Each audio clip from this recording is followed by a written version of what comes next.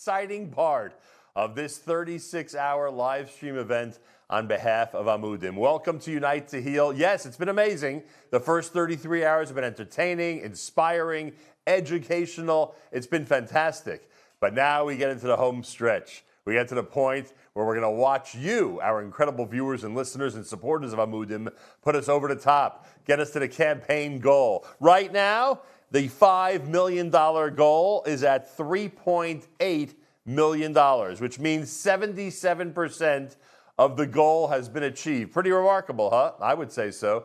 Pretty incredible. And over the next 3 hours, as we continue through the home stretch, we're going to get, please God, to the $5 million goal. Over 3,000 people, 3,000 individuals from around the world have contributed to this campaign so far because everybody watching knows the importance of Amudim, knows about the incredible work that the staff and all the wonderful people who are affiliated with the organization are doing on a daily basis. Can we say we are saving lives? Yes, I think it's one of the reasons why we have a lofty goal and we're almost at that incredible goal, because everybody out there understands and realizes that Amudim is saving lives on a daily basis. Have you told your friends and relatives to check in with us at unitetoheal.com?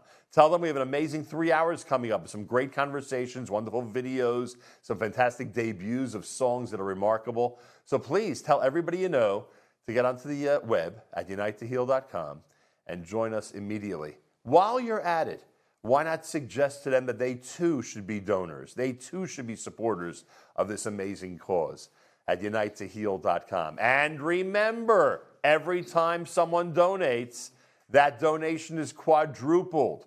That means every dollar is really worth $4, every 100 is 400, every 180 is really $720. Get into the bigger numbers, we're talking about a $5,000 donation really being a $20,000 donation. It's one of the reasons the momentum is so incredible and that people are responding, because they know that every time a donation is made, a major impact is made for the Amudim organization. It's an annual campaign that is worth supporting.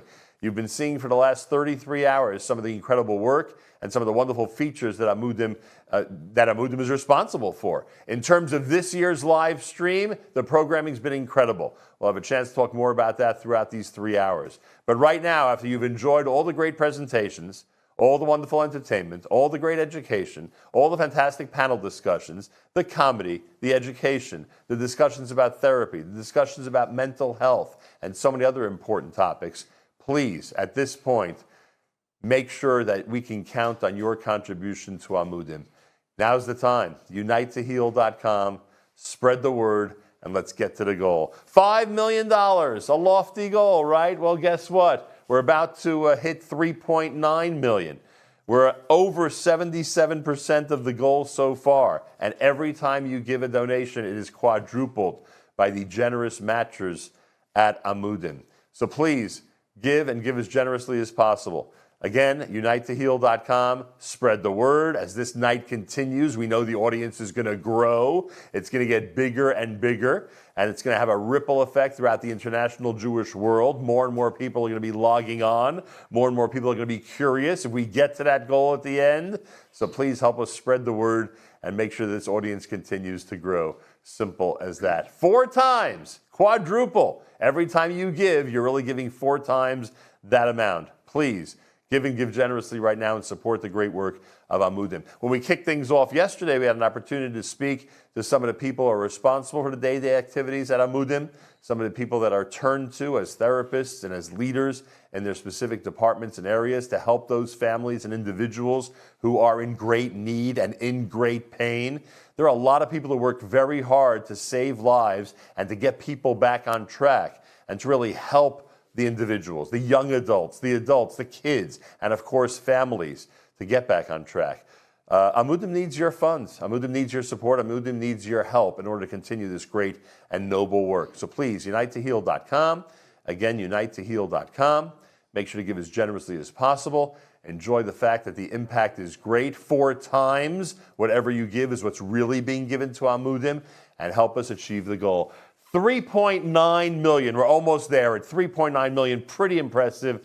77% of the goal so far. So please give and give generously. Yummy Schachter, you've heard his name before in Holy Yid Squares, and of course referencing some of the people behind the scenes who are responsible for the great programming. He is the producer of this great event, the leader of charity bids, Yummy Schachter. A pleasure to welcome you to Unite to Heal. Great to be here. Thank you very much. First time in 3 years. It's pretty amazing to have you here live and in person. We appreciate it. You have been coordinating everything behind the scenes each and every year until now. Now it's the third year. You know what that means.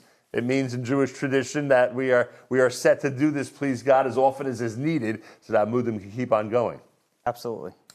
The last 33 hours, some of the best and most incredible programming, original ideas, great panel discussions, wonderful celebrities and well-known people who people like to see and hear. What's it like as you go through these months and wonder what's going to be the final product for these 33 hours or 36 hours total of the live stream?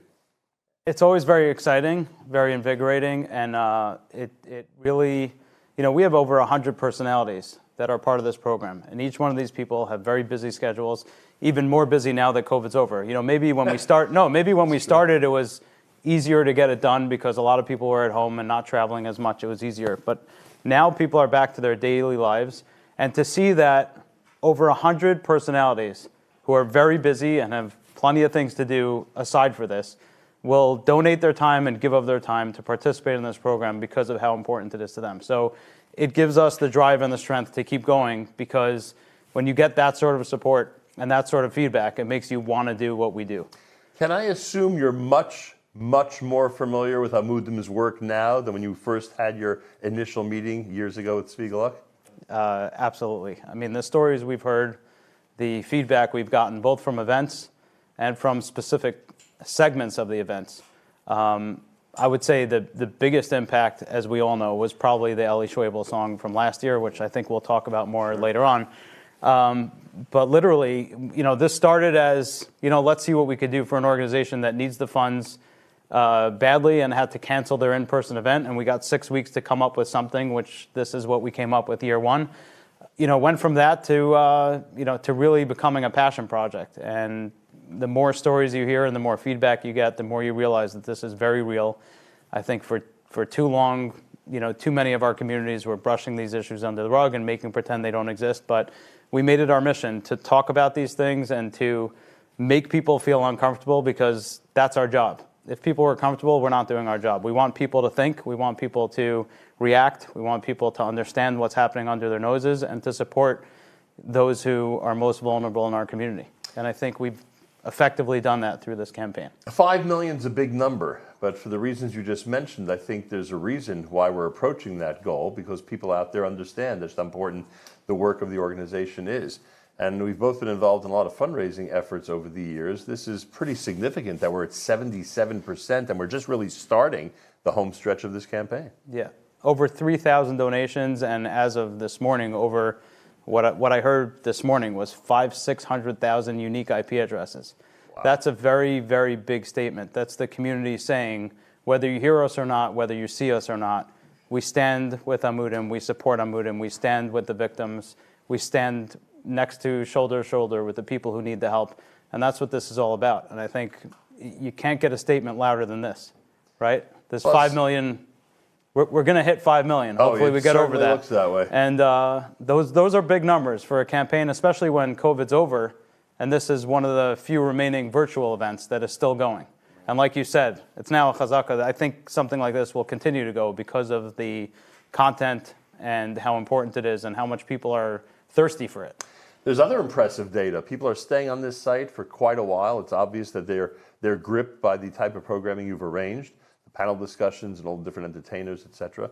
And in addition to that, the average donation is pretty significant. We don't have to say exactly what it is, but it's pretty impressive when you see, the average number of dollars or whatever currency people are using that they're contributing to the campaign. Yeah. We've at Charity Bids, we've produced over 200 events, fundraising events in the past 2.5 years. This is by far head and shoulders in terms of traffic, in terms of response, in terms of donation size, in every single metric. This event just every year has far surpassed every other. Great to speak to you like this. Much better than Zoom. And thank you so much for all your hard work behind the scenes and in front of the scenes. Thank you. I just want to thank we have an unbelievable team behind us. Obviously, Gabi Schul, who did this together with me, and Dov Friedman. This is the third year that we're both doing it together. We obviously have the people who run all the Zoom sessions and record them, Vadim and Shlomo Weprin, who works tirelessly to edit them all. Obviously, all the videographers and editors and everybody, and a special shout out to Tzipi from Amudim, as well as the entire team from Amudim, but especially Tzipi, who ran the website and all the marketing. She's been working 24/7, well, hopefully not 24/7. Round the clock. Yeah, round the clock for the past few months to make sure that this is a success it is. So thank you, everyone. A pleasure, Yami Schachter, everybody out there. It's 78% of the goal now. 78% at $3.9 million, on the way to a $5 million goal by the end of this live stream. Please give, and give generously. Every single time you give $1 to Amudim, it is quadrupled, which means if you're giving $1,000, you're really giving $4,000. And that's how we like to describe the impact that your donation has. They have a big budget. Maybe that's something we'll discuss later on with Rabbi Tzvi Gluck. It's a big budget. Millions of dollars is a lot of money that's required to keep this operation going and to help people internationally, and especially with the bulk of it being here in the New York area and in the United States. So please, if you're watching in the U.S. or anywhere around the world, give, and give generously. Right now, unitetoheal.com, unitetoheal.com.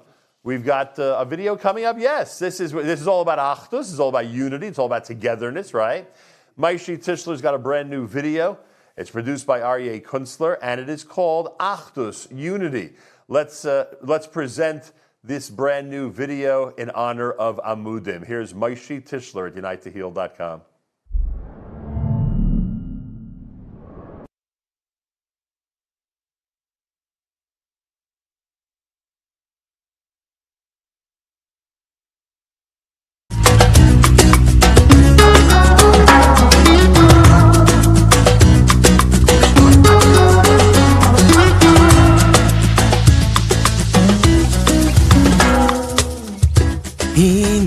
הנה מה טוב, הנה ומנעים, כל ישו ערבים, כל ישו חברים. הנה מה טוב, הנה ומנעים, כל ישו ערבים, כל ישו חברים. הנה מה טוב, הנה ומנעים, כל ישו ערבים, כל ישו חברים. הנה מה טוב, הנה ומנעים, כל ישו ערבים, כל ישו חברים. שבס רחים, שבס רחים, אחים גם יוחד. א' חס ד' ו' סוף, אחים ביחד. א' חס ד' כאיש אחד בלב אחד. א' חס ד' ו' סוף, אחים ביחד, כאיש אחד בלב אחד. כל ישראל, ישראל. א' חס ד' ו' סוף, אחים ביחד. א' חס ד' כאיש אחד בלב אחד. א' חס ד' ו' סוף, אחים ביחד, כאיש אחד בלב אחד. כל ישראל, ישראל.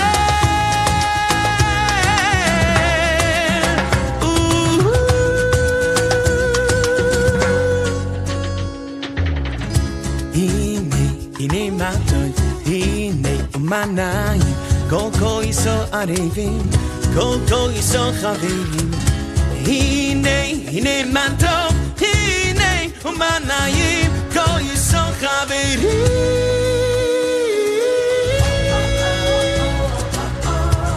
שבס אחים, שבס אחים, אחים גם יוחד. א' חס ד' ו' סוף, אחים ביחד. א' חס ד' כאיש אחד בלב אחד. א' חס ד' ו' סוף, אחים ביחד.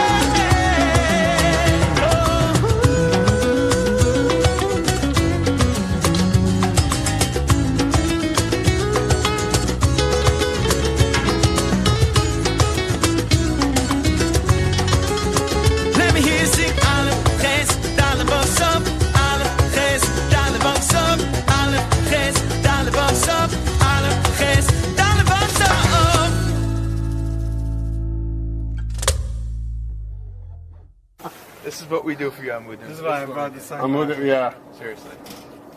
Can't feel my fingers. Amudim warms you.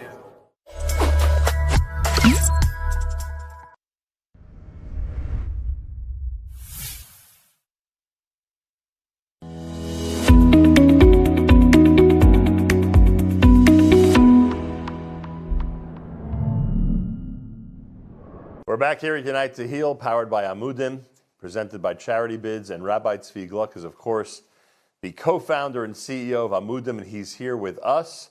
I'm going to first start off with congratulations, because I must say, that is a very impressive number we're looking at. 78%, 3.9 million. I'm sure with all the difficulties of fundraising, and we know how big of a challenge it is, you must be thrilled that at this point of the night, this is where we're at. You know, so I'm thrilled really. The main reason why I'm thrilled is because it's a testament to those that reach out to us for help. You know, all too often in our community, people are always saying the community doesn't care, people aren't interested.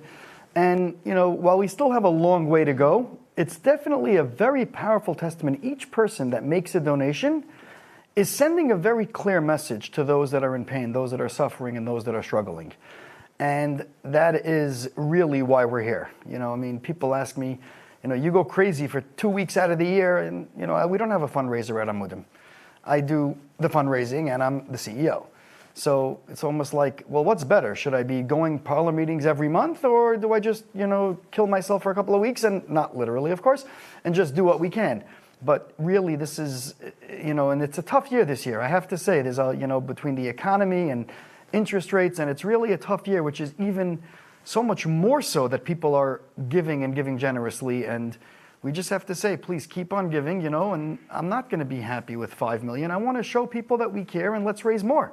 Yeah. But no, this is definitely a good start. But still, it's a big goal, 5 million. And you talk about the testament that the community has shown to the work that Amudim is doing. I think just the fact that there's a $5 million budget, and I know the budget's larger, but just that for this purpose, it's a $5 million goal, tells us just how much work that is being done, just how important the work is that's being done. Right, so, you know, we have this question a lot, and, you know, I was talking to Rav Eller Brudny about this because, you know, I like to kvetch, as every director of any Jewish nonprofit, or any nonprofit for that matter, will do. And I was like, oh, the numbers and the amount of people that are calling. And he put me back in my place, and he goes, it doesn't mean more people are having problems. It means they're finally comfortable to reach out for help. So we try to just keep that in mind, and we try to just look at the fact that we're able to have the staff size that we do, and we're able to provide the therapy subsidies and the case management and getting people the proper care, it's really, you know, as a result of the community. You know, we would never be able to do this alone. And, you know, it's just something that is, it's just special. You know, I never dreamt that it would be like this. You know, I was watching, as you were asking Yumi Schachter, who I must say, Yumi forgot to tell you the most important part of the story. He had called me, I called him, or a mutual contact put us in touch with each other like 7-8 months earlier, you know, before anything was even a discussion. And before year one. Before year one, before COVID. Mm-hmm. And he was like telling me these ideas that he had, and I was just like, yeah, okay, whatever, you know, lamachop, like literally, like just leave me alone, you know. And he's like, yeah, you don't understand. I do this in the non-Jewish world, and it would be an honor to help Amudim. And I'm like, okay, you know, whatever. Anyway, and then when COVID hit, I did not remember that he was the same person. And he did not remind me. He purposely didn't, because he wasn't looking to make any waves. And when the production got put together, you know, we realized that, I mean, first of all, Yami's a rock star. But he asked something about what has changed in the 3 years since he's been producing this. And I have to say to you that even today alone, the amount of emails and requests for help that came in as a direct result of people saying, oh, I did not realize that Amudim would help me even if I live in this state, or this in this country, or you deal with these and these things. This problem, you know, and they felt comfortable. And that's really a testament to this event, because it's not just a fundraiser, but it's also about awareness. And awareness is what gets people the strength both to be able to do better prevention and to be able to reach out when they need help. You know, it's interesting. You mentioned a moment ago how people are now less hesitant because of the, as Rabbi Brudny pointed out to you. It makes one think that every time the Amudim phone rings or an email is received asking for help, the number of days or weeks or months that person, young or old, has struggled with whether they should pick up that phone, and when they should contact your organization. Just that pain they've dealt with about what to do and should I or shouldn't I, etc. All of that is, coming to a head as they actually finally make the call. There's so much behind the story as that's happening. You don't even know what you're saying. You don't even realize it, because it's not just how many months or years that they've been waiting, but it's also having to be extra careful when that phone is being answered. It's not just answering a phone and saying, hello, Amudim. Just hang it up. This is about making sure that, people call us up and they ask us for things that we don't do. And we're very careful not to just say, I'm sorry, we don't do that. Literally, the staff are amazing, and they're trained to open that conversation. Because just because the person's calling for aid doesn't mean that's really what they need. Or who says they'll make another call? If somebody calls up and goes, I need this and this, and we'll go to this and this place. But it's really about engaging. And you know what? So many people have said to us, and we get so many messages afterwards of, I called Amudim because of this, but in reality I had so many other issues and the staff really figured it out. So it's not just about that it took them so long to make that call, but it's to do whatever we can to make sure that they'll continue to get whatever help they need and not just give up because they made that call and they didn't get the response that they wanted, even if it's not the response that they thought they would need. So, and the truth is that, and this may sound a bit complicated, but sometimes until they meet your therapists and until they're officially getting help, they themselves may not be 100% sure what the exact problem is until it's identified. So that is very, very true. And, that's why people, we were a little bit of a statistical junkies, and we keep track of the over 14,000 individuals we've helped, and we keep track of what they initially called us for and then what the issues actually were, and age and gender and marital status and, where they live. And there's a lot of data that we pull. And it's almost without fail that the initial statement made, what we call the reason for opening the case, versus the reality of what's needed, are not the same. And that's okay. And that's why we hired therapists to be the case managers for that exact reason. Because, our staff, it's not just about saying, here, this is the right therapist. It's about managing the care from A to Z. And that means from when the person first calls to dealing with their family, to dealing with the programs, insurance, etc. And we will learn more about case management coming up a little later on in this show. While Rabbi Tzvi Gluck is here, let's take a gander at the big tote board that we have here at the Flow Motion Studios. We are just under 4 million, which again, amazing. I hope the last million is not going to be a big struggle. I hope people out there will help us achieve that goal relatively quickly, which of course means we're almost at 80% of the goal because it is a $5 million goal. And we're asking everybody to keep one thing in mind, and that is that every single dollar you give is quadrupled. Imagine the impact of someone giving $1,000 and it's really $4,000. That is a real impact for the Amudim organization. No matter where you're watching around the world, no matter when you're watching this, make sure to give and give generously. UniteToHeal.com. This website is going to continue with amazing live stream until at least 9 p.m. Eastern Time tonight. We have fantastic original material coming up and wonderful conversations as well. All we're asking you to do is to keep with us, stay with us, enjoy everything we're doing, and to give as generously as you can to Amudim. Rabbi Tzvi, go ahead. Sure, please. A lot of people often tell us, we wait to give towards the end. We want to see where things are going. This is my personal plea to everybody out there that's watching. Please give what you can as soon as you can. Right. And I'll tell you why. Because my heart palpitations, I'm saying we want to get back to dealing with... It's a health matter, folks. This is now a matter of health. So please, don't wait till the end. We're already at the end. And we're not at the end. We're at the beginning. Right. Because this money is a new beginning for so many people that need help. Right. And it's your start also. You think about it, it's a bit of a reset, a bit of a restart. And it is also a tremendous boon to the morale of your staff. When they see that people around the world in our community are uniting to do this, are uniting to keep you guys going, are uniting to make sure that your staff is able to continue its work, that is a tremendous morale booster for everybody at Amudim. It most certainly is. And, like I always say, in our line of work, we need all the morale boosting we can get because, unfortunately, our staff, they deal with very difficult things. And I must say, people don't realize this. It's not just the clinical staff, but it's everybody. It ranges from the person, who's dealing with the finances, our CFO, who's amazing, right? But she's not just dealing with money. this money is dealing with people's lives. Right. And every single employee at Amudim, it doesn't matter if they do accounts receivables, accounts payables, if they're involved in marketing, if they're involved in awareness, it doesn't matter. But every single one is an integral part of the team, and they're all seeing things really at a real heavy point. So morale boosting for the Amudim staff is critical for us, because as long as the staff are doing well, they can really do a great job in helping those that need it. You pointed something out during the initial hour yesterday morning when we actually started this entire live stream, and that was that people naturally, I guess it's human nature, focus on the tragedies and focus on the very difficult circumstances that you find yourself in on a regular basis. But you, thank God, have the ability, and sometimes it's a necessity, to focus on the victories. And we want people to know that with all the problems you're hearing about and all the cases that are being opened up to really deal with the pain of individuals and families out there, there are a tremendous number of victories. Right, so absolutely, and that's really what keeps us going. You know, I mean, getting those emails, I just graduated college. I mean, I can't tell you how many of our clients have graduated social work school and they're coming back to us. Can we help them with a job, either by us or someplace else? They want to give back, you know, getting married, having children, enjoying being away. Just so many beautiful things that we get to really see that it's really amazing. But I do have to add one more point to what you said. As a general rule, human nature is when there's a tragedy, everybody jumps up. Right. But we're really trying to also put a very heavy focus on prevention, school-based prevention. Because why do we need to wait for the tragedy? And I'm going to tell something now. It's a little bit, you know, scary, but it's human nature. It's a lot easier to raise money for an emergency than for having something that can be evidence-based, clinically proven to work on a prevention module.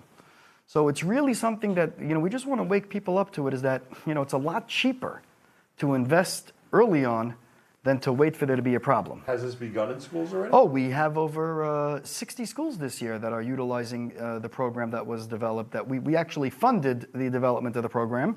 We're not educators, so I'm not going to make believe, but we, you know, and we partnered with a lot of amazing talent, people that are in the education field, also mental health professionals, meaning people that have both. They wear both hats.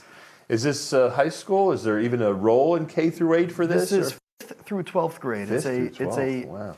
very, it's amazing. It's really, I love it. It's a social emotional curriculum developed for the Orthodox Jewish community, completely culturally sensitive. That is literally a full curriculum, 5th grade through 12th grade, 30 weeks a year, one class a week. You know, you can't, if I taught you math today, right, and said, hey, you'll come back next year, we'll continue it. Right. But this is really, it's life, and it's real life skills, healthy relationships, healthy decision making, you know, just so many things that are just important for, just to make people a mensch. So, you know, it's really something that we just want to remind people that prevention really needs to be a main focus as well. Unbelievable. It sounds to me like Amudim just keeps expanding, expanding in the areas that they become experts at already, and expanding into areas that they feel like the prevention area are going to be key for the future of our community. Rabbi Tzvi Gluck and I, and everybody at Amudim, are asking everybody to give and give now. Remember, we're at almost 80% of the goal, just under 4 million. Please give and give generously. Everything you give is quadrupled. Let's make it a very, very successful campaign. Ari Cubed is the name of our next video feature. It's Ari Boyanju, Aryeh Kunstler, and Ari Ettinger in a wonderful song. Kamo Yosef is the name of it. And it's done by Hanan Ben Ari. And here is that song, a world debut, I believe, here at UniteToHeal.com.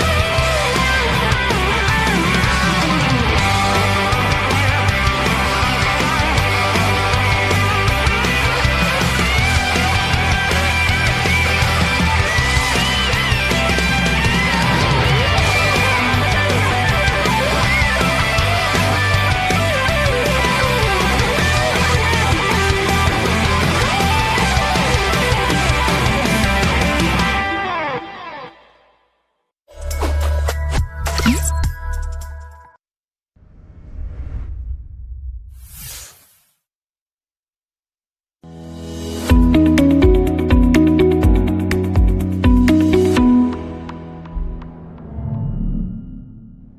at Unite to Heal, everybody, and we're asking everyone to help us get to our goal, and I have some amazing news. If you look at the screen, we're over $4 million. We're over 80% of the goal. We have a couple hours to get to the $5 million goal. Please continue to be as generous as possible. By the way, speaking of the goal and the fundraising system, a big shout out to our friends at Raisethon responsible for the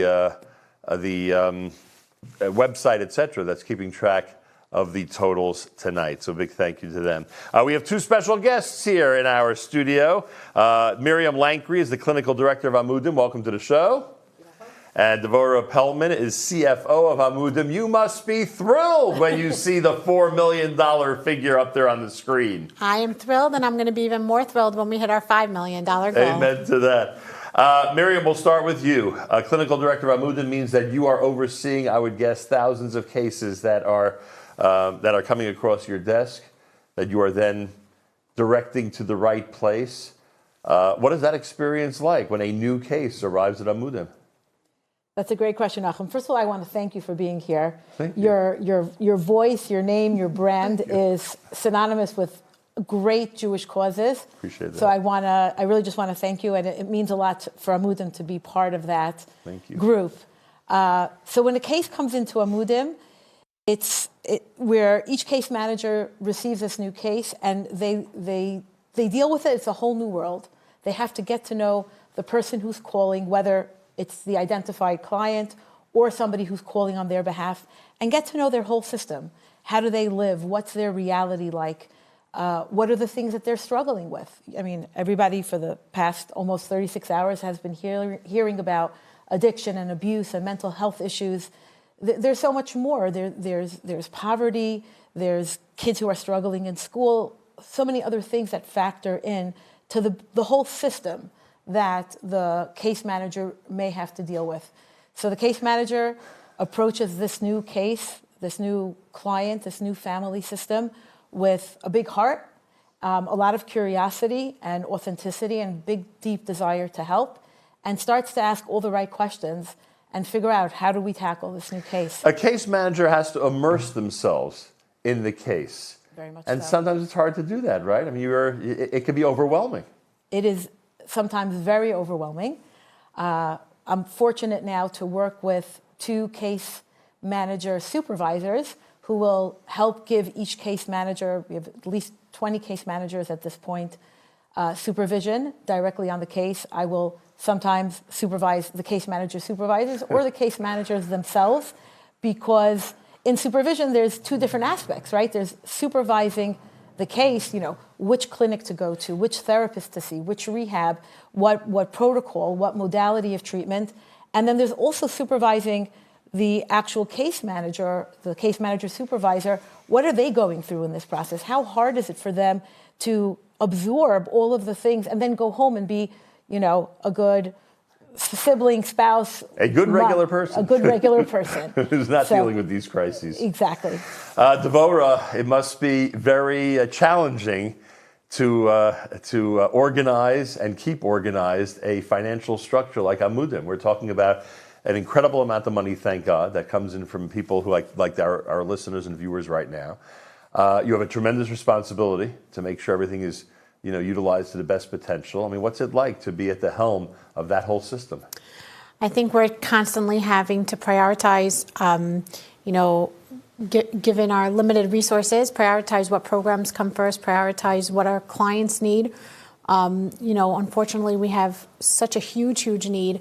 We have so many clients who need help. And, our focus is always to make sure that we have we have the right staff. Miriam mentioned our case management division. That's one of our, the highlights of Amudim.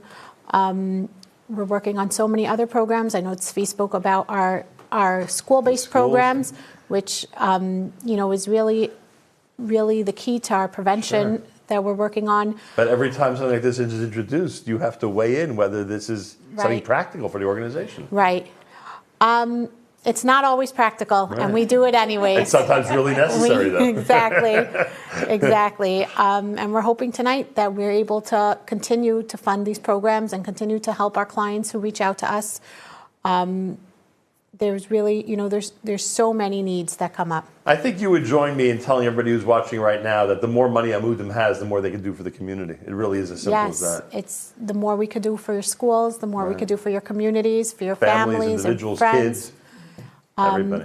There's such a great need at this time, and so we're really asking everybody to like Tzvi said, please don't wait for the last minute. Help us now. Help us reach our finish line and even get to our bonus round if we can. Yes. And you're rooting for the bonus round. Yes, I am.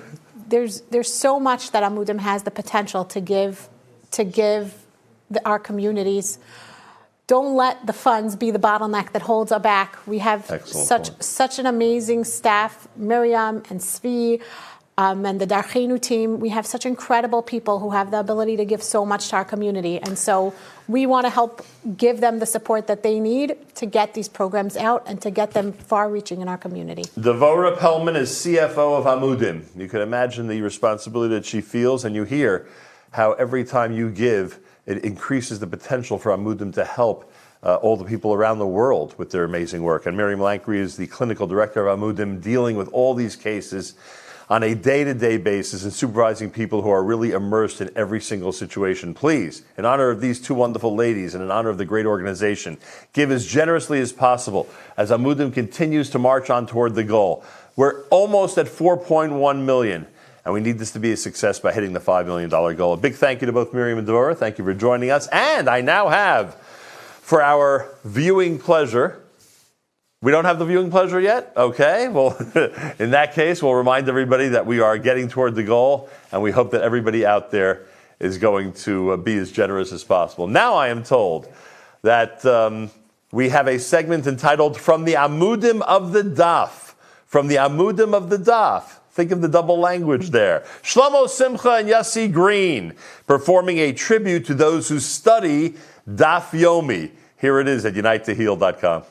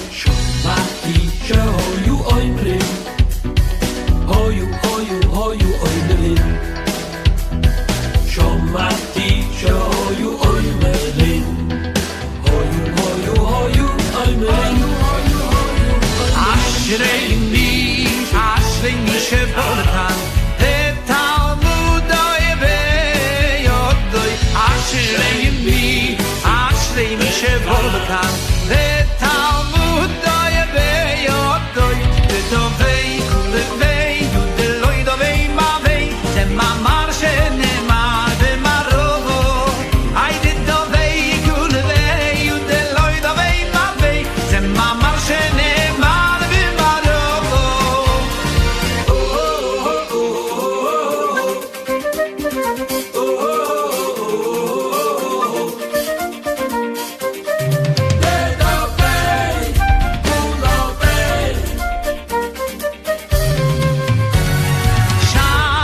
Lizoik, Shabbos Kodesh, Lizoik, Urefu Ashleimo, Kiroi Volovoi, Shabbos Lizoik, Shabbos Kodesh, Lizoik, Urefu Ashleimo, Kiroi Volovoi, Shabbos Lizoik, Shabbos Kodesh, Lizoik, Urefu Ashleimo, Kiroi Volovoi, Shabbos Lizoik, Shabbos Kodesh, Lizoik, Urefu Ashleimo, Kiroi Volovoi.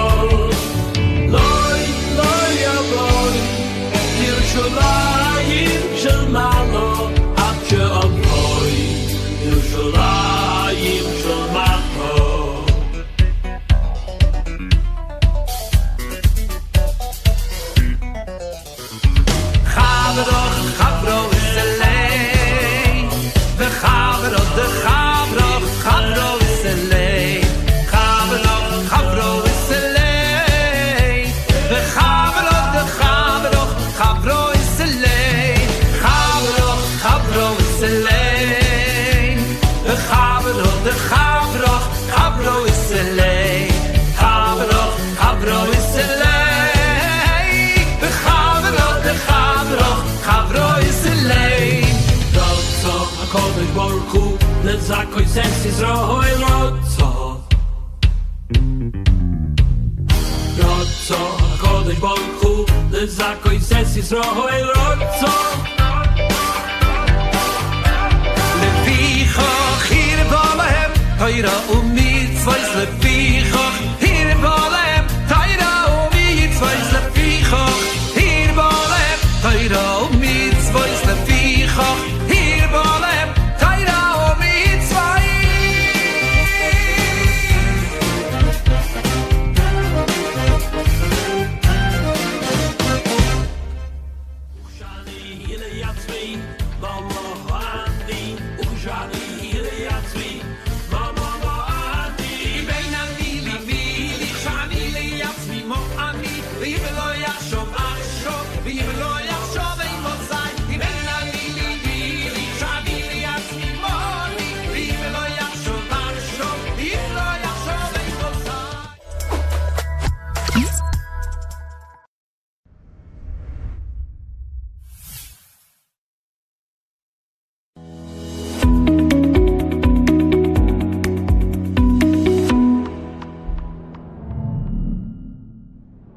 Just another amazing video, just another great presentation. Thank you so much to everybody responsible for that one. I want to tell you something.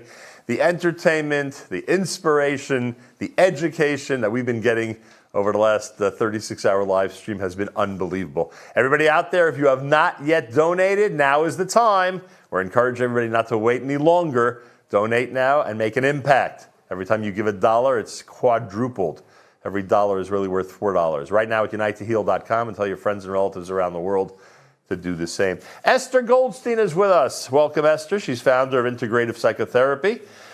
She is a trauma therapist and educator. A pleasure to welcome you to the live stream. Yeah, I'm really excited to be here. Thank you very much. Yeah. Do people recover from trauma?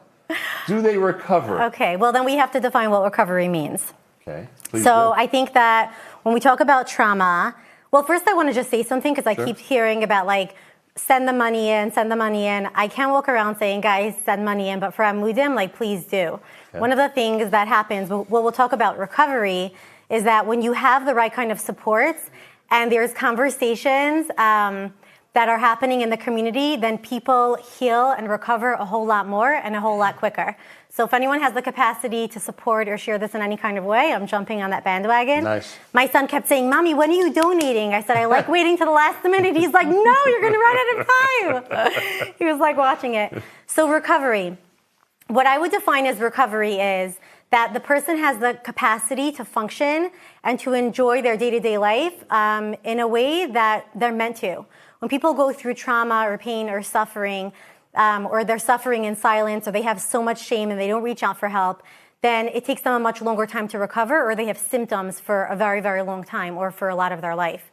So people say, oh, can you get rid of a memory? I actually was in a training today, and they talk about, like, can you get rid of trauma? So it's not a matter of wiping out your memory, but it is a matter of reducing people's symptoms so they can actually, like, have the energy and capacity to do the things that we're meant to do in this thing called life. Life is meant to be beautiful. Right. Someone walks into your practice. Yeah. And they introduce the situation to you that they're in. Are you able to, in your own mind, judge how long this is going to take, or what a person like this has to go through in order to get to the point that you're describing? Really good question. We have our practice manager, and people say, like, could I heal this in 3 sessions? Or, like, am I paying your mortgage? And she's like, first of all, you're not paying any of our mortgages. Like, our goal is to get you out of therapy and into life, right? Like, we want to help you build wings and fly. Usually, between the first 1 to 3 sessions, a skilled therapist is going to know, okay, this could take a few months, or this might be a little bit more complex. So yes, but any good therapist says, I can't promise you how long this is going to take. Right. Not because a good therapist with good professional integrity doesn't want you on their couch forever.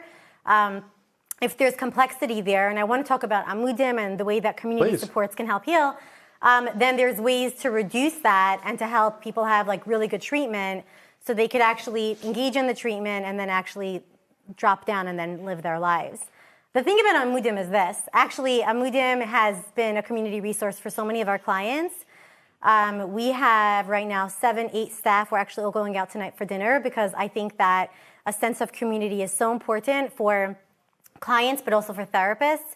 And when I think more global, and that's why we have, like, our time where we support each other.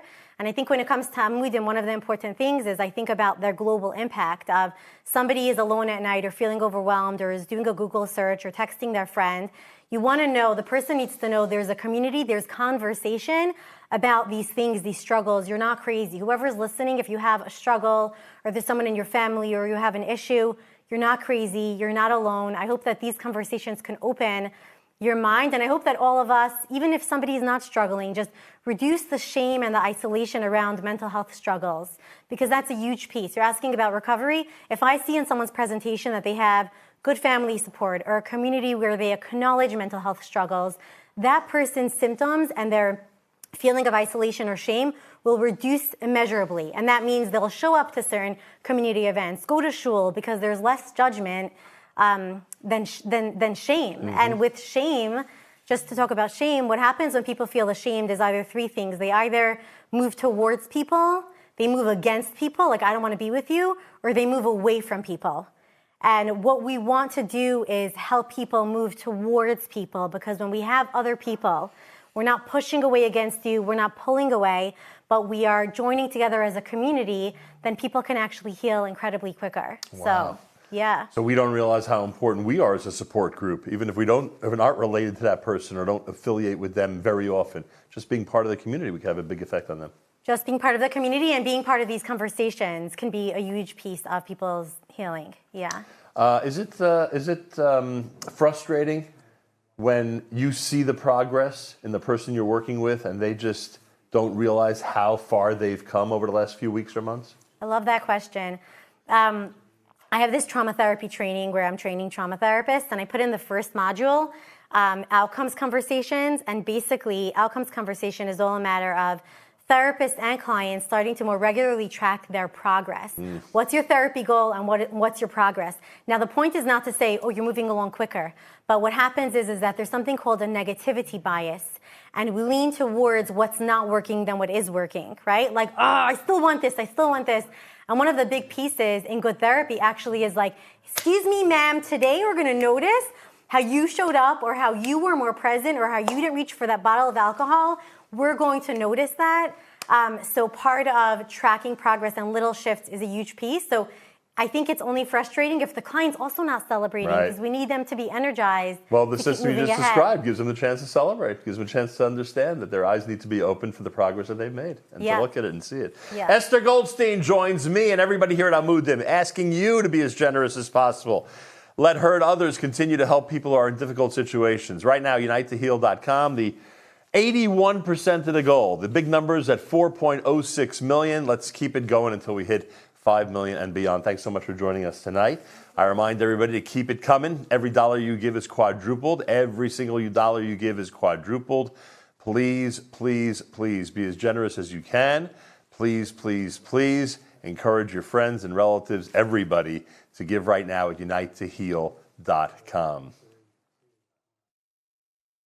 We have a special guest with us live via Zoom.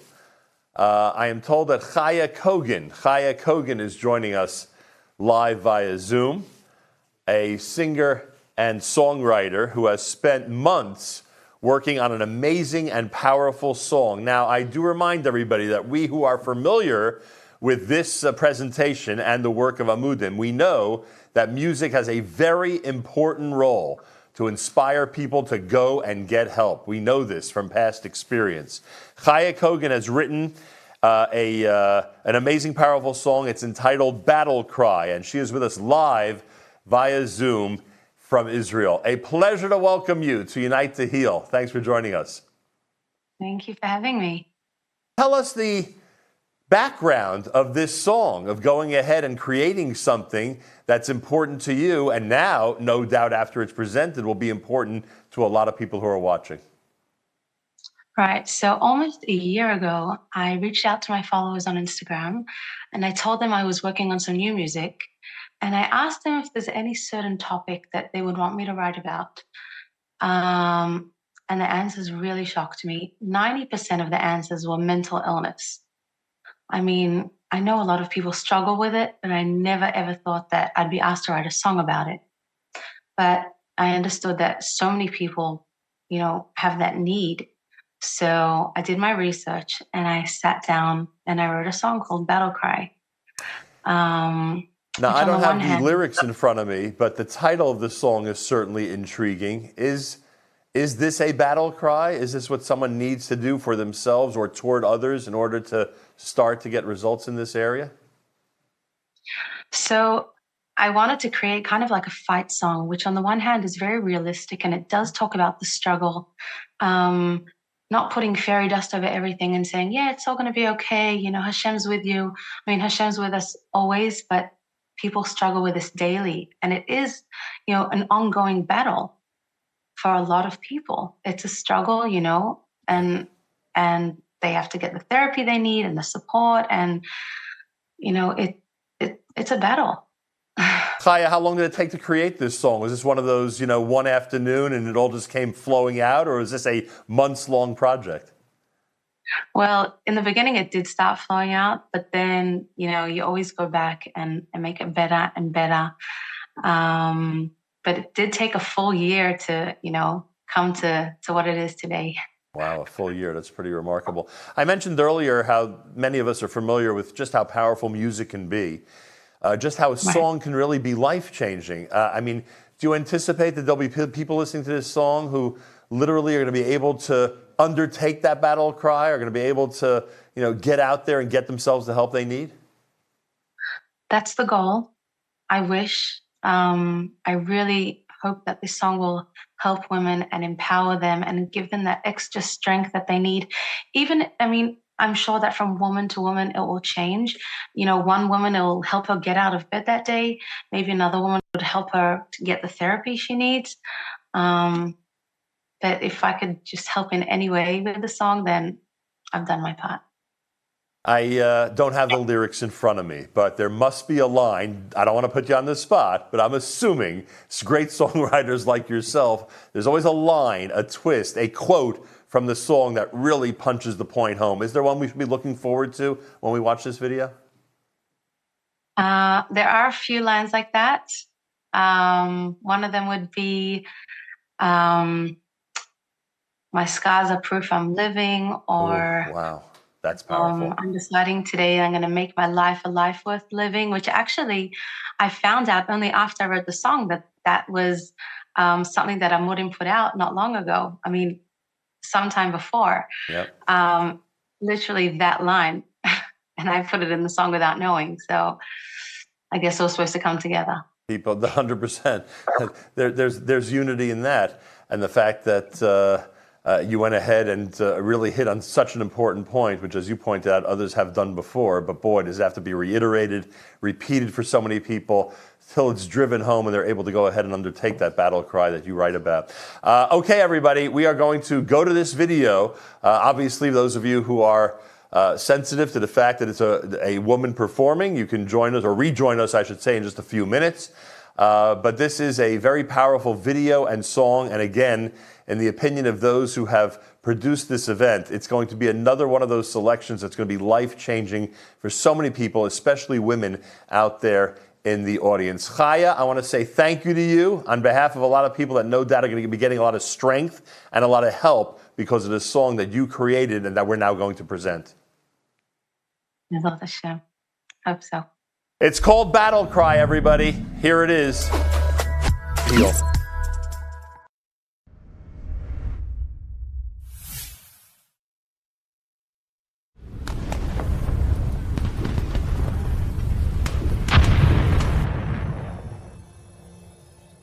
Another day, another long night. So many thoughts, my heart keeps racing. I'm barely getting sleep, and most days I feel like I'm losing the control. I barely had it, so too much and so confusing. They say it can get a lot better. It may hurt, but I can make it work. So I'm deciding today I'm gonna make my life a life worth living. I'm gonna fight. If God put me on this battlefield, He believes that I can win this war. If God put me on this battlefield, He will catch me when I fall. Been an ongoing battle, but I'm not giving up, not taking no shortcuts, not going down without a fight. This is my battle cry.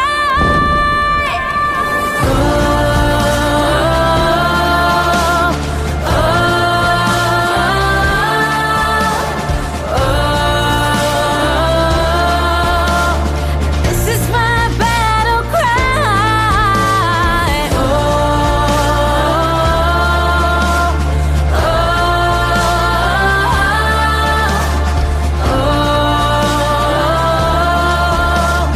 This is my battle cry.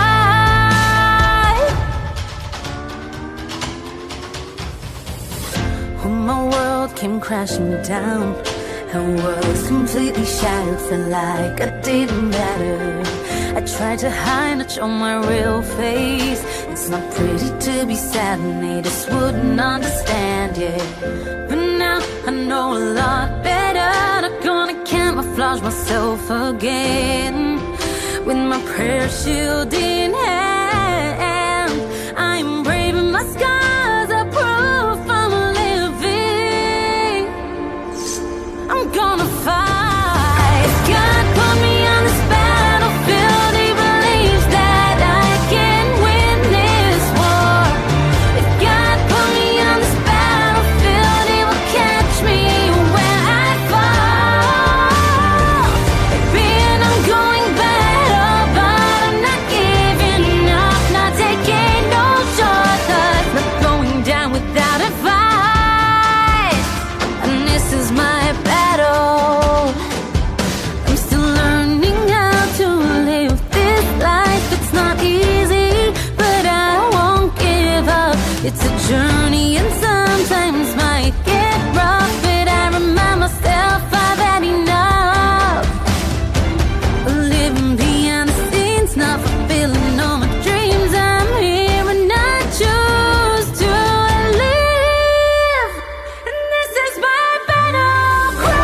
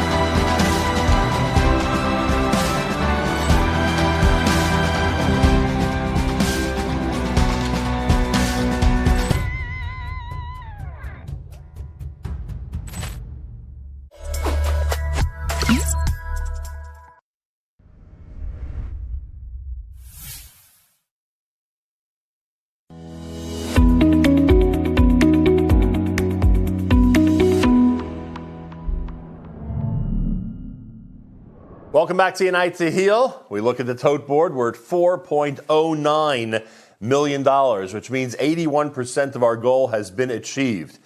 We have a little bit of time left till 9 p.m. Eastern time to get to that $5 million goal, and we're asking everybody out there to please help Amudim, help everybody at Amudim continue their amazing work on behalf of families, young adults, children, everybody in our community who benefits from their great work. Please, and every time you give, you have an amazing impact, quadrupling every single dollar that you contribute.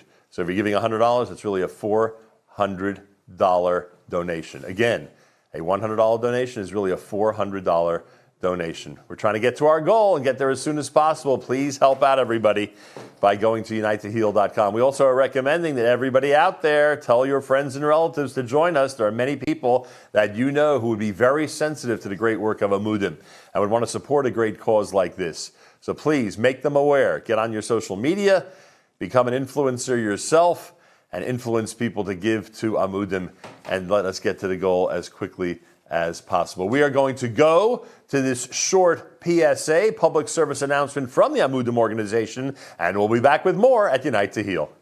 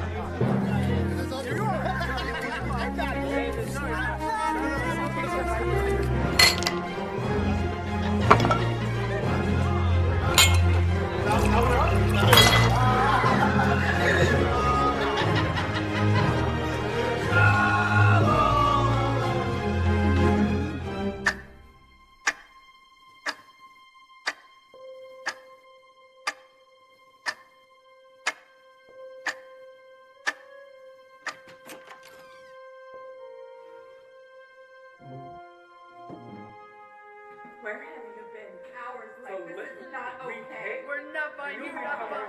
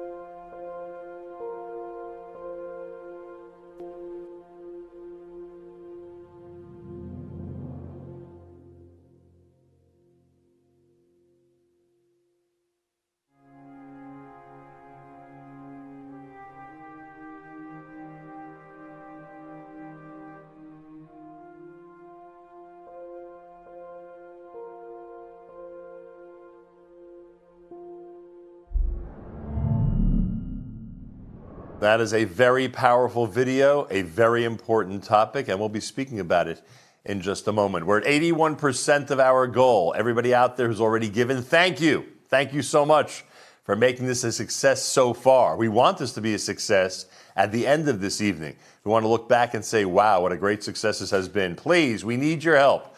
Everybody out there who has not yet given, or if you know people who haven't given, encourage them to give. And you yourself, if you haven't given, please give at unitetoheal.com, unitetoheal.com. In our studio is Lizzie Savetsky, television star, social media influencer, and here tonight to talk about the amazing work of Amudim. A pleasure to welcome you to the show. It's an honor to be here, and it's great to see you again. Appreciate that. We're making a habit of getting together for good causes, thank God. That's great. Yeah, exactly. Everyone thinks that when someone like yourself seems to be enjoying the good life and has this incredible career and the unbelievable influence you have is just incredible and wonderful. Everyone thinks it's all rosy and it's all wonderful. Can you tell our audience that it's not always what it appears to be? I think particularly in this time that we're in, where social media has really taken over so much of our brains and so much of people's lives, what we perceive is not necessarily reality. And this has been my own personal experience. And I'm somebody who has always prided myself on my transparency and my vulnerability and being open with my audience.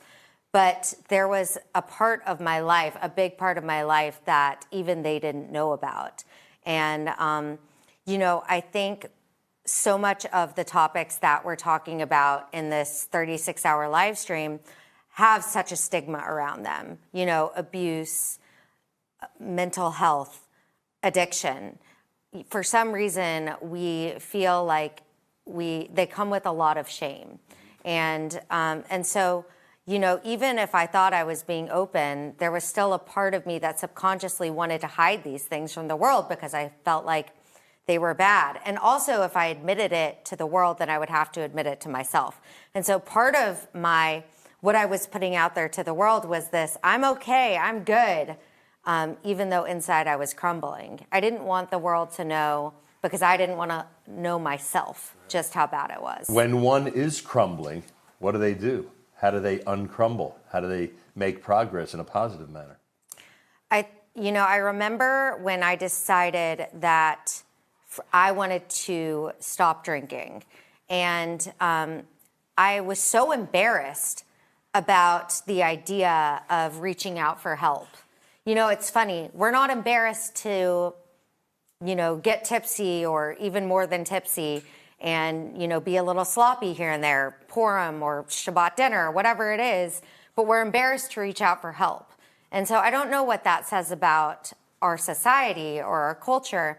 And I think particularly in the Jewish community, we have this image that we want to uphold, that we want to put our best foot forward, that we don't want to show weakness. But when you reach out for help, it's really the opposite of weakness. It's showing strength. And so the first step is to ask for help. And I know with every challenge that I've gone through in my life, and I've been through many, even though, my life may appear very shiny and beautiful to somebody who doesn't know me, I've been through pregnancy loss, I've been through addiction, I've been through my own mental health challenges. And I would not have been able to get through any of those things and to work through them, because it is a constant progress, without help and without support. Because I think our tendency is to just build this bubble of isolation around ourselves when we're going through a hard time, instead of looking outward. What would you say to someone watching right now who's been hesitating to reach out for help? I would say that you are worth it, and your life is worth it. And if you don't take that moment, that fleeting moment of desperation, and turn it into an opportunity to pivot and turn your life around, it could just pass you by. And so if there is something inside of you that is saying, I know that I'm worth it and I want to start fresh, then you have to seize that opportunity and don't wait. You might add, and your family's worth it as well, because it does seem, based on what I've seen in your posts, etc., that you have a very supportive family. Can I assume that they were a very important part of all of this? You know, it's funny. I think that when you're struggling with, for me in particular, when you're struggling with addiction, it almost has to be a solo mission. And I think that your family can be there for you to be a shoulder to lean on, but it has to come from inside you. And I think that, you know, on some level, my family knew that I was struggling for a long time with the disease of addiction. For me, it was alcoholism. But it wasn't until I made that decision that I was really able to make a change. And I remember in the very beginning saying to them, I don't want the pressure coming from you and coming from the outside. And I know that I want to be accountable to myself, but I don't want the pressure of what if I relapse, or what if, you know, this isn't a completely straight path, because it never is. I knew that it had to be my own journey. And yes, my family is definitely a huge part of my motivation to stay healthy and to keep the work up. But I don't, you know, I think there are plenty of people out there who are struggling who don't necessarily have that family and support system. And I think that's why it's so important that an organization like this exists. Because when did you first hear about Amudim? Did you have any experience with them? I have never worked with them personally, and I wish that I had known about them when I was going through my own struggles, because it is such a lonely thing to go through, and you do feel like you're the only person in the world that's ever gone through it when you're in that dark place. And so to just know that there's a resource out there and that you don't have to suffer alone is a huge thing. And, you know, I'm glad to be able to bring awareness to other people out there that are maybe like me that didn't know about it. Right. A lot of people, for good reason, look up to you. Many people want to be like you, as the expression goes these days, right? Lord help them. And again, they may feel like, you know, you've got it all and you're living the best life possible. I think it's such an important message that you're here tonight saying that don't believe all the perceptions, and certainly don't believe your own perceptions about someone like yourself. Everyone's got their struggles. Everyone's got their thing. Everyone's got their, you know, the stuff they're going through that they would probably, you know, that they would probably not give up if they were offered to switch with somebody else, as the expression always goes. So people need to realize that everyone's got a lot of things going on. And this revelation, and I don't know to what extent this is a revelation, because I don't know if you ever discussed this before with your followers, etc. You alluded to earlier that, you know, it's something you kept as a secret for a long time. But this revelation is really important to people, that they see that, you know, somebody who is as with it as you are can go through a really tough struggle. And I think I really worried about sharing, because in the same way that I just told you about how this is a solo mission in a sense, the pressure of feeling like I don't want to let anyone around me down was part of what drove me to drink. And so to then compound that with the pressure of now, I'm like, I didn't want to be like the poster child for a sober woman, because, you know, I'm just a human being who's fighting a daily battle. And, you know, I wake up every day and I thank God for, you know, keeping me sober and for the opportunity to share with other people that are going through similar things and to have the support system. But it's not a guarantee and it's not a given. And the only reason that I have decided to talk about it and to open up about it is because if I had known that there was somebody out there like me, it would have maybe made my decision to get help a little bit easier. A lot of people don't conjecture that this is a problem that's common with young women, frankly. Yeah. You think of alcoholism, you think about men, and, you know, people. It's an old white man's disease. Exactly. Yeah. And just the fact that right now there are probably some young ladies who are struggling with this, or might be on the verge of struggling with this, and hearing you give this type of encouragement to fight this daily battle is amazing. And the fact that you call it a daily battle, you wake up each morning, I'm not worried about tomorrow. I'm not worried about next week. I'm not worried about whether I'll be sober a year from now. I want to make sure to make it through the day in the best way possible. And I remember when I was first starting to get sober, and I was all I could think about was the Jewish holidays. So much of our religion revolves around drinking, and if you're triggered by the Passover Seder or whatever it is, it can be a really hard thing as an Orthodox Jew to take this on. But what I realized was that I can't think that far ahead, because the things that I think are going to be hard don't usually turn out to be hard, At the Passover Seder, I'm very happy to have my grape juice. Everyone else is falling asleep at the table.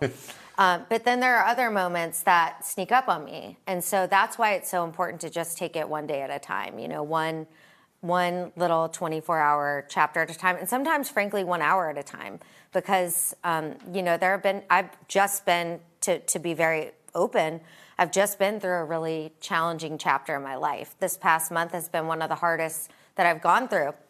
And I remember when I was first not drinking and hearing from other people in recovery that I had talked to about hard things in their life that they had gone through, deaths, divorce, all sorts of things, cancer diagnoses, and that they had stayed sober throughout them. And I just couldn't imagine that. I'm like, how do you get through these things without the escape?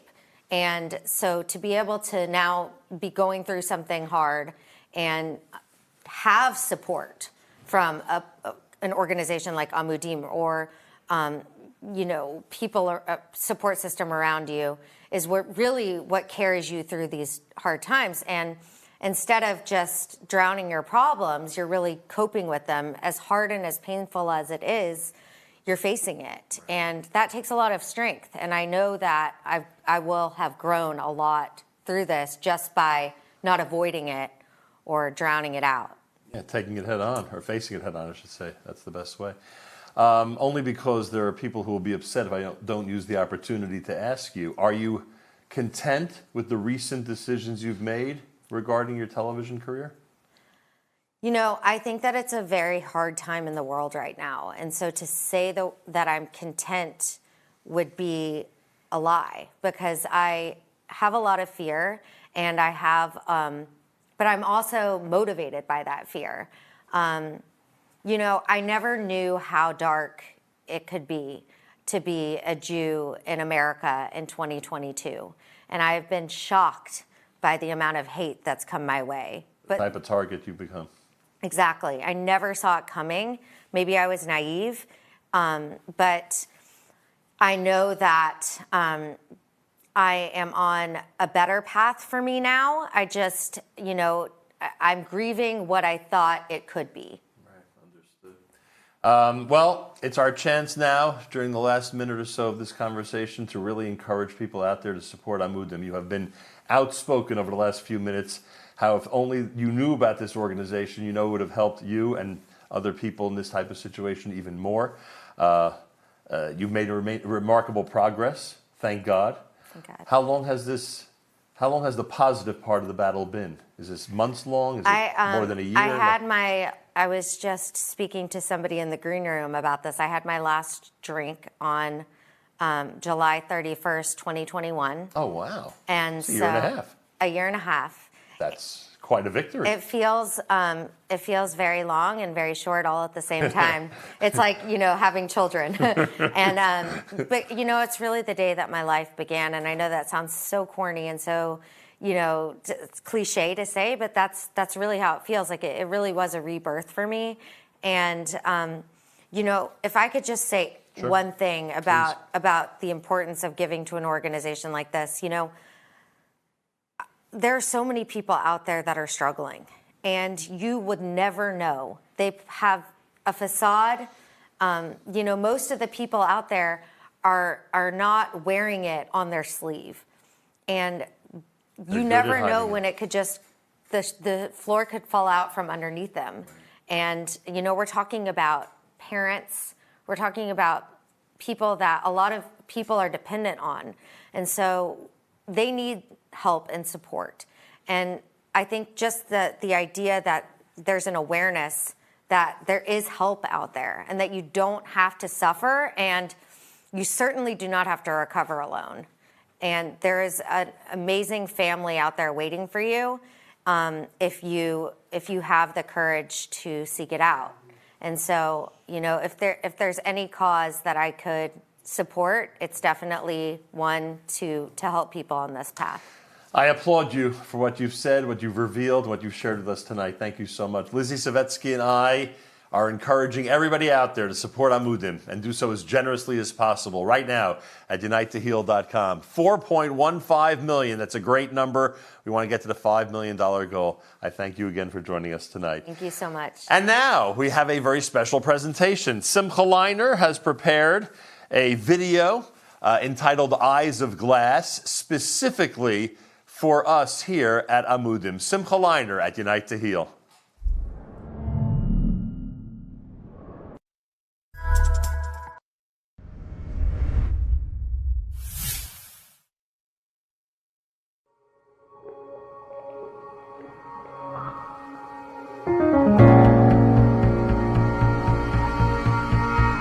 Picture perfect eyes of glass.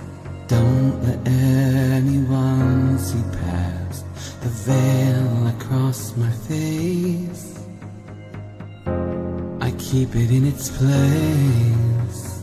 Set the stage, put on a show.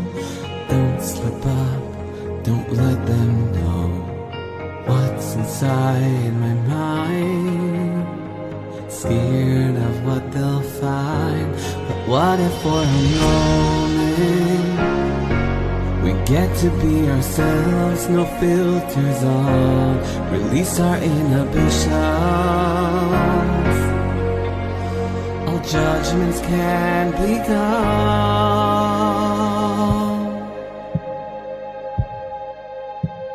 Show me who you are, the you hold inside.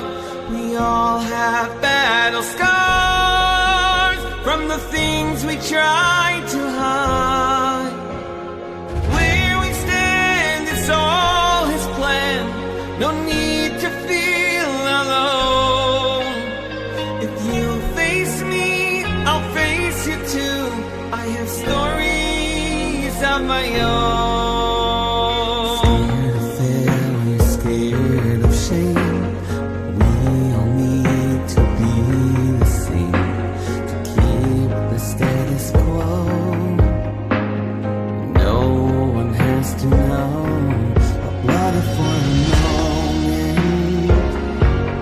Get to be ourselves, no filters on, release our inhibitions. All judgments can be gone. Show me who you are, the you hold inside. We all have battle scars from the things we try.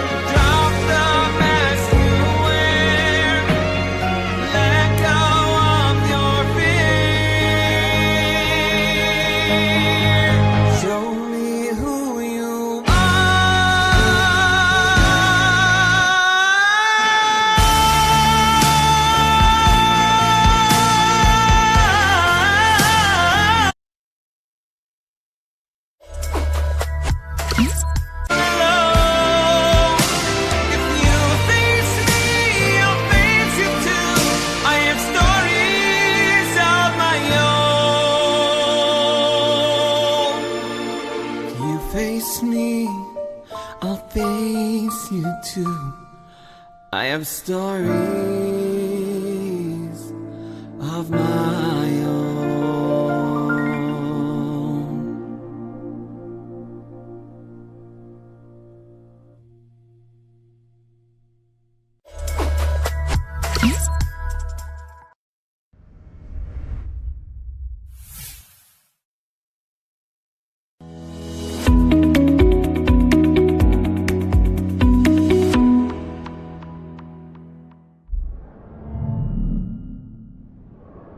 What's it like being at 84% of our goal? We can tell you because that's exactly where we're at. 84% of our $5 million original goal for tonight. Please, please help us move forward and keep Amudim rolling with incredible programs, with great assistance for families, young adults, kids, everybody out there who benefits from the great work of Amudim. They get involved in very, very serious situations. They get involved in day-to-day situations. They get involved in prevention. They get involved in everything to make sure that everyone in our community has what they need, and certainly as many people as possible in our community have what they need in order to get through the pain, the trauma, the experiences, all the different things that affect people on a regular basis. $4,223,000. We are quickly approaching $4.5 million. We are getting to our goal of $5 million for the night. Please be as generous as possible. Remember, it's really important to keep this in mind. Every time you give $1 to Amudim, you're really giving $4, which means every $1,000 donation is $4,000. Every $10,000 donation is really $40,000. It's one of the reasons we continue to emphasize that your donation during this campaign is very, very impactful because you make a real impact when you give to this cause, especially now when it's being quadrupled. So please, give what you can, make the impact, keep Amudim going, let them continue their amazing work. Right now, go to unitetoheal.com, unitetoheal.com. Those of you who know people who have not yet contributed, encourage them to do so. If you yourself have been waiting till the last minute, trust me, we're at the last minute already. And if not, it certainly feels that way. So please give and give generously. We're at 84% of our goal. We have had over 3,200 people donate. We're at $4.22 million, and we're on our way to a $5 million goal. Amudim can only continue with people like yourself. Keep in mind, by the way, Amudim, which really started in the New York, New Jersey area, has expanded to the entire United States, has offices in Israel and Europe and other parts of the world, and as needs arise, people are replicating and utilizing Amudim services to make sure they can give to their local community the services that are needed. So please, it's now an international cause and it needs your support. unitetoheal.com. Be as generous as possible. Aliza Tropper is here. She is a therapist who works with adolescents and adults who are struggling with anxiety, depression, trauma, emotion regulation. And Aliza Tropper, welcome to the show. Hello. Thank you. It's an honor to be here. Appreciate that. A lot of people are dealing with anxiety issues these days, huh? Yeah, the numbers are just insurmountable. You know, they say one in every 4 adults is struggling with an anxiety disorder. Wow, that is a pretty startling statistic, to say the least. Yeah. And anxiety is, I assume, especially for a professional like you, is a big area. Do we know specifically what the largest number of people in our community are suffering from when it comes to anxiety? Is there a specific symptom or cause or situation that's leading to all this anxiety in our community? I mean, there's so much. There's so many factors. I mean, just even think about it for a minute. You're sitting down to fill out a paper, do some, paperwork, and in 30 seconds your phone dings. The next second an email comes in from your computer, and then the microwave goes off and says your food is ready. I mean, how could we not be overwhelmed in a world where there's so many distractions? It's so hard to be present. So I think today's culture and society is creating this. There's just so much, and on top, you want me to keep going? No, I was just going to say, we don't realize the stress that we're under. Right, exactly. We're going through what you just described. Everybody's going through it. Yeah, right now we're going through this. Right. Young and old, trying to juggle all of this. And you didn't even mention financial concerns, what we are worried about regarding our children and their education. Forget about the money for a minute, just their education in general and the programs we'd like them to get into. I mean, it piles up into one big mountain. Mm-hmm. It's so much. There's the regular just worries of society, and then on top of that, we live in a culture where there's these unrealistic expectations that are being shown to adolescents, to adults, just around the media, and that creates a lot of anxiety. It's so overwhelming. And that's because people then go ahead and question their own self-worth or their own ability to be like that athlete or actor or actress or celebrity, etc. Right? Mm-hmm. It's a tough thing to put on our kids, frankly. It's a really hard time to be. So how do professionals like you deal with these issues? What can you possibly do or introduce into the lives of average people in our community that helps with all of this? I mean, there's so much. Just helping clients, like I think at this point, it's a lot about managing anxiety and understanding how our thoughts, feelings, emotions are connected and impact, ourselves. Just understanding our triggers, understanding, self-awareness of how we feel and how we're thinking and what we're doing, and just helping clients see that we live in a world with so much uncertainty, and I think because of that, people are so much trying to get certainty when that doesn't exist. We're obsessed with trying to get certainty. I mean, think about it. The news, right? It's all about predicting the weather and the future, the Super Bowl, all these things. When we're so obsessed with things being certain and things are so uncertain, then of course we're going to be anxious. So I think helping clients and helping you as us, everyone, learning to live with uncertainty. So you're basically telling a lot of young adults and adults, sort of, this is normal. Sort of like, what you're going through is the way things are today. Yeah, yes, there's definitely, we all struggle with anxiety at certain points, right? It's a feeling if we're going through a stressful event. But on top of that, there's times where anxiety really impacts people in a much greater way, where it really starts to impact their functioning, their sleep, their eating. And that's where, we're looking at people who need maybe extra help. Right. But overall, I think that everyone at some point in their life is probably going to speak to someone. And that's okay. And I think that's what really Amudim is. They're destigmatizing that it's okay to ask for help. And they're normalizing that. And I think that is so important. People know I'm not alone in this. Like right now, you said to me, like, oh, so this is normal. And that's exactly what Amudim, I think, is doing, is showing that it's okay to ask for help. It's okay to struggle. And but I think because of all these factors, this is why people are struggling. But the point that you just made about how all this can affect someone's physical being, that is such a key. It literally can eat away at your life, your physical existence, because of everything that's going through. Obviously, someone in that situation really needs to reach out to get help. I'm not minimizing those who have not gotten to that stage yet, but what you just described in terms of affecting someone's physical being, they need to know that they have to, whether it's Amudim or someone else who can help them, they've got to reach out and get that help. Mm-hmm. Yeah, we physically feel our emotions in our body, and I think that this is part of what people are struggling with, is that they think that they shouldn't feel uncomfortable. They think that we shouldn't have emotions.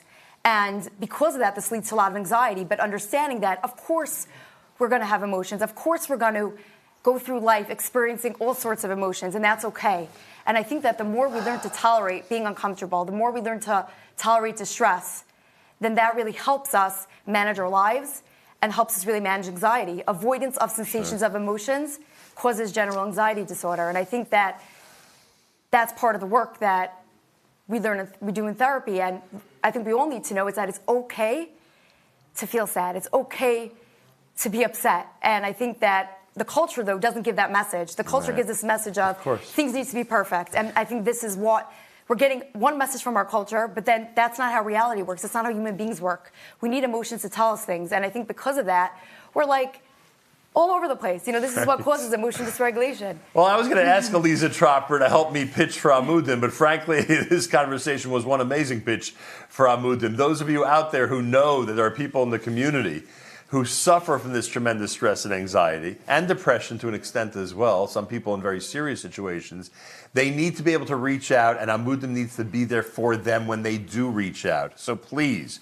join Elisa Tropper and me in supporting Amudim and doing what we can for the organization. Right now, unitetoheal.com. Be as generous as possible. And Elisa, I thank you for joining us tonight. Thank you.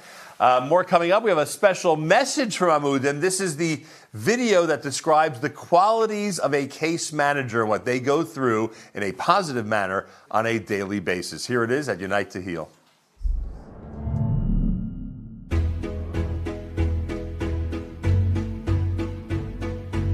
The qualities of a case manager are very special, very unique.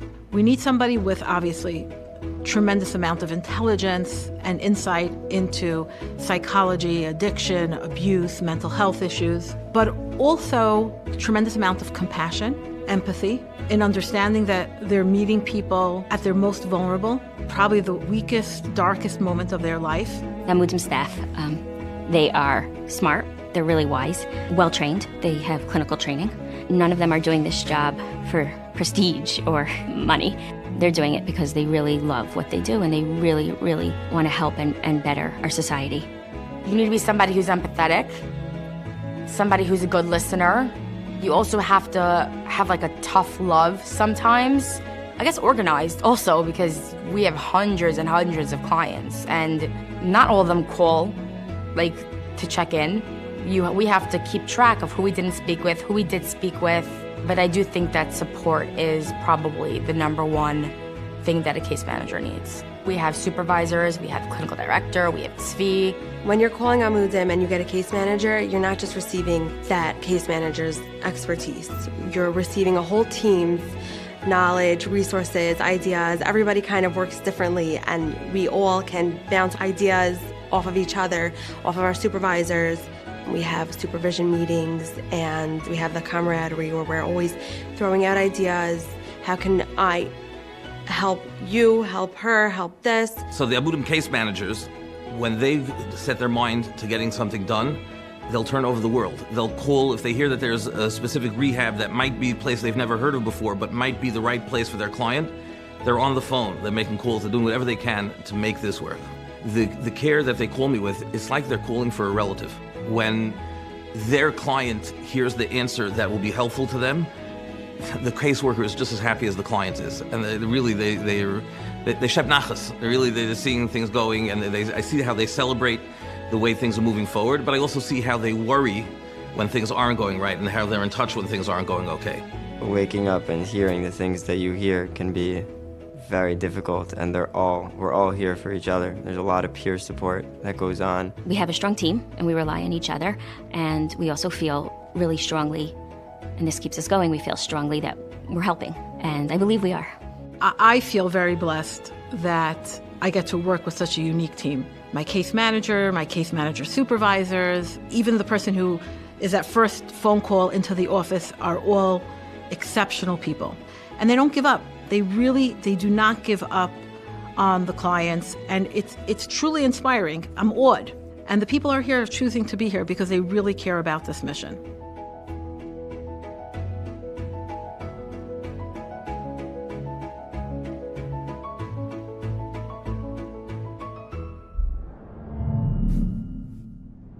We're at Unite to Heal, and we're at 86% of our goal.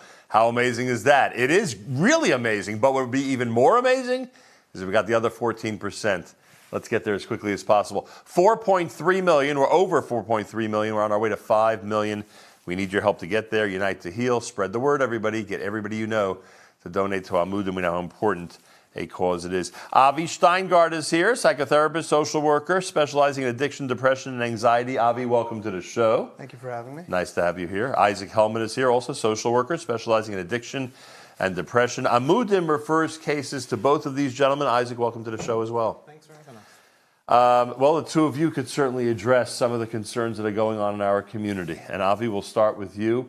As much as Amudim does, and as many cases they send your way and the way of other professionals in this field, I would imagine that if they had the resources, they'd be able to send even more people to professionals like yourself. How rampant are these situations in our community? Well, Isaac and I are getting calls almost every day that we're trying to connect. It's a two-way relationship with Amudim. Amudim calls us, but we're often calling case managers at Amudim to get help with where we could connect people who are calling us, even if it's family members. Just last week I had a call with Sarah Kagan to speak with her about a family member, connecting a family member of mine with a case manager. It's nonstop, whether it's finding resources for financing or the proper therapist or program for someone. We're always trying to find someone. Isaac, when you trained for this, was it much different then? Has it accelerated like crazy from that period of time? That's a good question. I don't think you're ever trained for this. I think it's something that we're constantly learning, and I think that, I question what we did before Amudim, just like, for example, Project Heal and David Weingarten, and what they've done for victims or survivors of sexual abuse. To me, it's not even a question. Avi and I are here not just for ourselves, but for support of this place, Amudim, which has done so much for the Jewish community. I don't know what we did before that. It's interesting how for so many years, certainly when I was growing up, the impression or the assumption was that these types of situations do not exist in our community. And we've gotten to a point, thank God, where it's out in the open. I don't know, is it out in the open to the extent that it should be? It's definitely in the community that we work in. I think it's definitely more seen, but I work in some communities where it's not as visible. There's still work to do, getting the message out to realize, Rabbanim and community leaders to really understand, to take this seriously. I think we therapists, like you said, we weren't trained to expect all of this, but we're definitely seeing it every single day. Right. There are some patients, clients, that you could spend a tremendous amount of time with, where the struggle or the process for them is just, could take, I assume, months or years, right? Absolutely, and I think one of the benefits that we've experienced, and I speak for Avi and myself, of working with Amudim is having that type of case manager. I can tell you that there are clients I've worked with for 3-4 years that I'm still talking to the case manager, whether it be Miriam Lankry, whether it be Susie, Naftali. There are so many really, the case managers are almost that missing piece, because we can only do so much if we meet for an hour a week, we meet twice a week, whatever it might be. But that extra piece of support, and it's not always therapy. Sometimes people just need more. I'm going to ask both of you this question because Tzvi and I, Tzvi Gluck, concentrated on this point both yesterday when we started the live stream and earlier tonight. I don't know how you are able to end your day after having been inundated with all the problems that are going on in our community, because when you see clients, really all of the difficulties in our community are encapsulated in these individuals that you're working with, right? Are there victories? Is there tremendous progress that's made on a regular basis that keeps you going in a positive manner? For sure. I mean, Isaac and I are business partners. We have a very similar style. We're very out of the box working with clients. I'll go to clients if they're simchas, like if they're getting married. Oh, that's nice. I work with a client for 3-4 years, right. And we finished. A year later, he'll text me for his address and say, can you come to my wedding? And you see that success, that victory. Isaac, what do you think? I think the victories are there. I think it's, are we willing to see them? And I think, are people willing to invest in them? Because I think at the same time, there are also the stories that are negative, and there are stories where people relapse or people fall back to negative behaviors. But I think that the victories are on a daily basis. And I think for every step that someone's willing to be brave and kind of face those demons and face those traumas, I think that victory is there every day. Anything shock you at this point anymore, or you've seen it all, as the expression goes? Definitely seen a lot, but there's always, someone new coming in, a new person. Are you surprised that so many clients are I would have to assume this is true, and you'll tell me if I'm right, but it would seem to me that the age of the clients continues to get lower and lower. Is there more intervention necessary because there are kids in really challenging situations these days?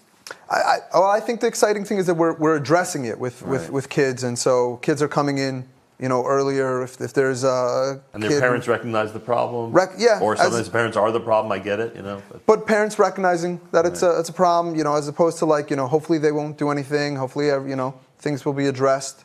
So recognizing that people need help. I think a lot of that is just because organizations like Amudim are the structure of Amudim is tremendous. Is a tremendous benefit to our community. We talk about offices worldwide, etc., and that's all wonderful. But the nuts and bolts of what they do on a daily basis in all of these places is what's really keeping the organization at the forefront. It's their, what seems to me, this organized effort they have.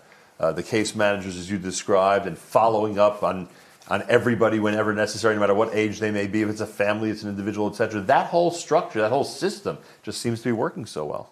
Yeah, that or having speeches in the neighborhood, in all different neighborhoods to really promote it. Prevention. I've seen even just after some of the videos that Amudim's done, I'll get calls and be like, my son had a drink this Shabbos, is he an alcoholic? And I'm like, no, that's okay. You should maybe monitor it, but at least there's that awareness now, and at least people are talking about it. Or where in the past, shuls would just go on and on and on, and people would just let things flow. People are paying attention now, and I think that's really what we need for our kids, is just to be paying attention. There are certain unhealthy traditions in our culture that It would be a good idea if they changed it up a bit, right? It would be a good idea if certain things were eliminated, certain things were tweaked. Like sometimes when you keep things the way they are, I mean, the alcoholism obviously is what I'm referencing here, but there are other situations as well. I would think that if we would pay more attention to the direction that our culture is going in, we'd be a little bit more careful and adjust things accordingly. Yeah, I mean, I'm seeing that with even marijuana being right. Good example. So very good example. Casual right. in our frum community. Right. Whether it's teenagers, accessibility, or even adults. When kids are around, I'm seeing it a lot more. So it's kind of like shifted alcohol plus. I don't know if that's... But from the same token, I've seen also with like sexual abuse, where in the past it would be sort of kind of pushed under the carpet a little bit, so to speak. I feel like we're finding the right words to say to people, and we're actually encouraging them as opposed to shaming them, and dealing with it in a healthier way. So yeah, we have both sides, but I do see a lot of progress there. Has the explosion in online gambling seeped into our community in a negative fashion? That's for sure. Whether it's in the frum community or outside, we're both of us are getting calls pretty regularly. I have a teenager who lost $100,000 in 6 months. Just sports betting. Yeah. And it's so accessible. Yeah. And, I don't even know if I could blame them, frankly, with what's happened here. It's completely deregulated. And the way they bring you in, they offer you free money, and people are just, even young kids, and especially play fantasy football, so there's not that much of a jump to fantasy betting, and it gets really, really dangerous. Yet another thing we should keep in mind as we sit here tonight and address parents and leaders in the community, rabbis, etc., just add that to the list of things we need to be concerned about. The online gambling, the accessibility of gambling via telephone, via cell phone, more accurately, is really out of control. And these two gentlemen have just confirmed that. My thanks to both Avi Steingart and to Isaac Hellman. Thank you to both of you. I know you both join me in encouraging everybody to support the great work of Amudim. Please, everybody, as we're now at 4.3 million and 87% of our goal. I don't think at this time last year, during the 36-hour campaign, we were close to 87% of our goal, which is really encouraging and really wonderful. But we need everybody out there to step up, to give as much as possible, to encourage others to give and keep the work of Amudim going. All the problems that were described just in this conversation just now are being addressed by Amudim on a daily basis. We want them to be able to address it for more young people out there and for more families and for more adults. The only way to do that is that they have the resources to do it. So please, right now, unitetoheal.com, be as generous as possible. We've got Shlomi Dax and David Dax together in a beautiful slow song medley, which we're calling the Dax Medley. Keep on giving at unitetoheal.com.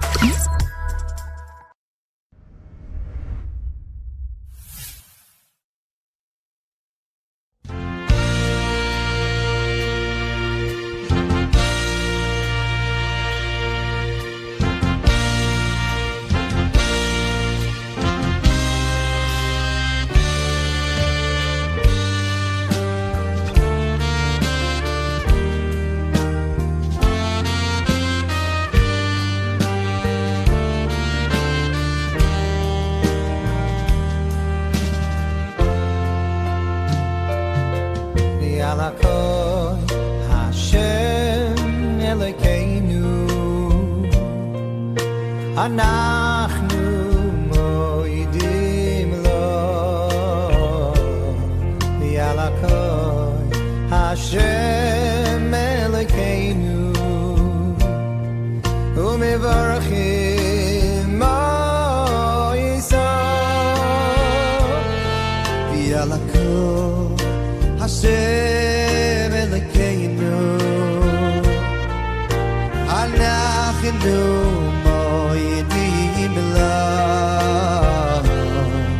על הכל השם אלוקינו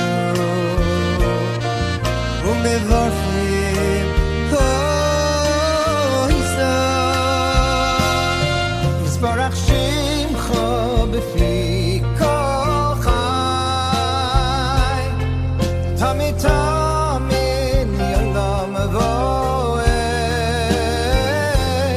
יזברך שמך בפי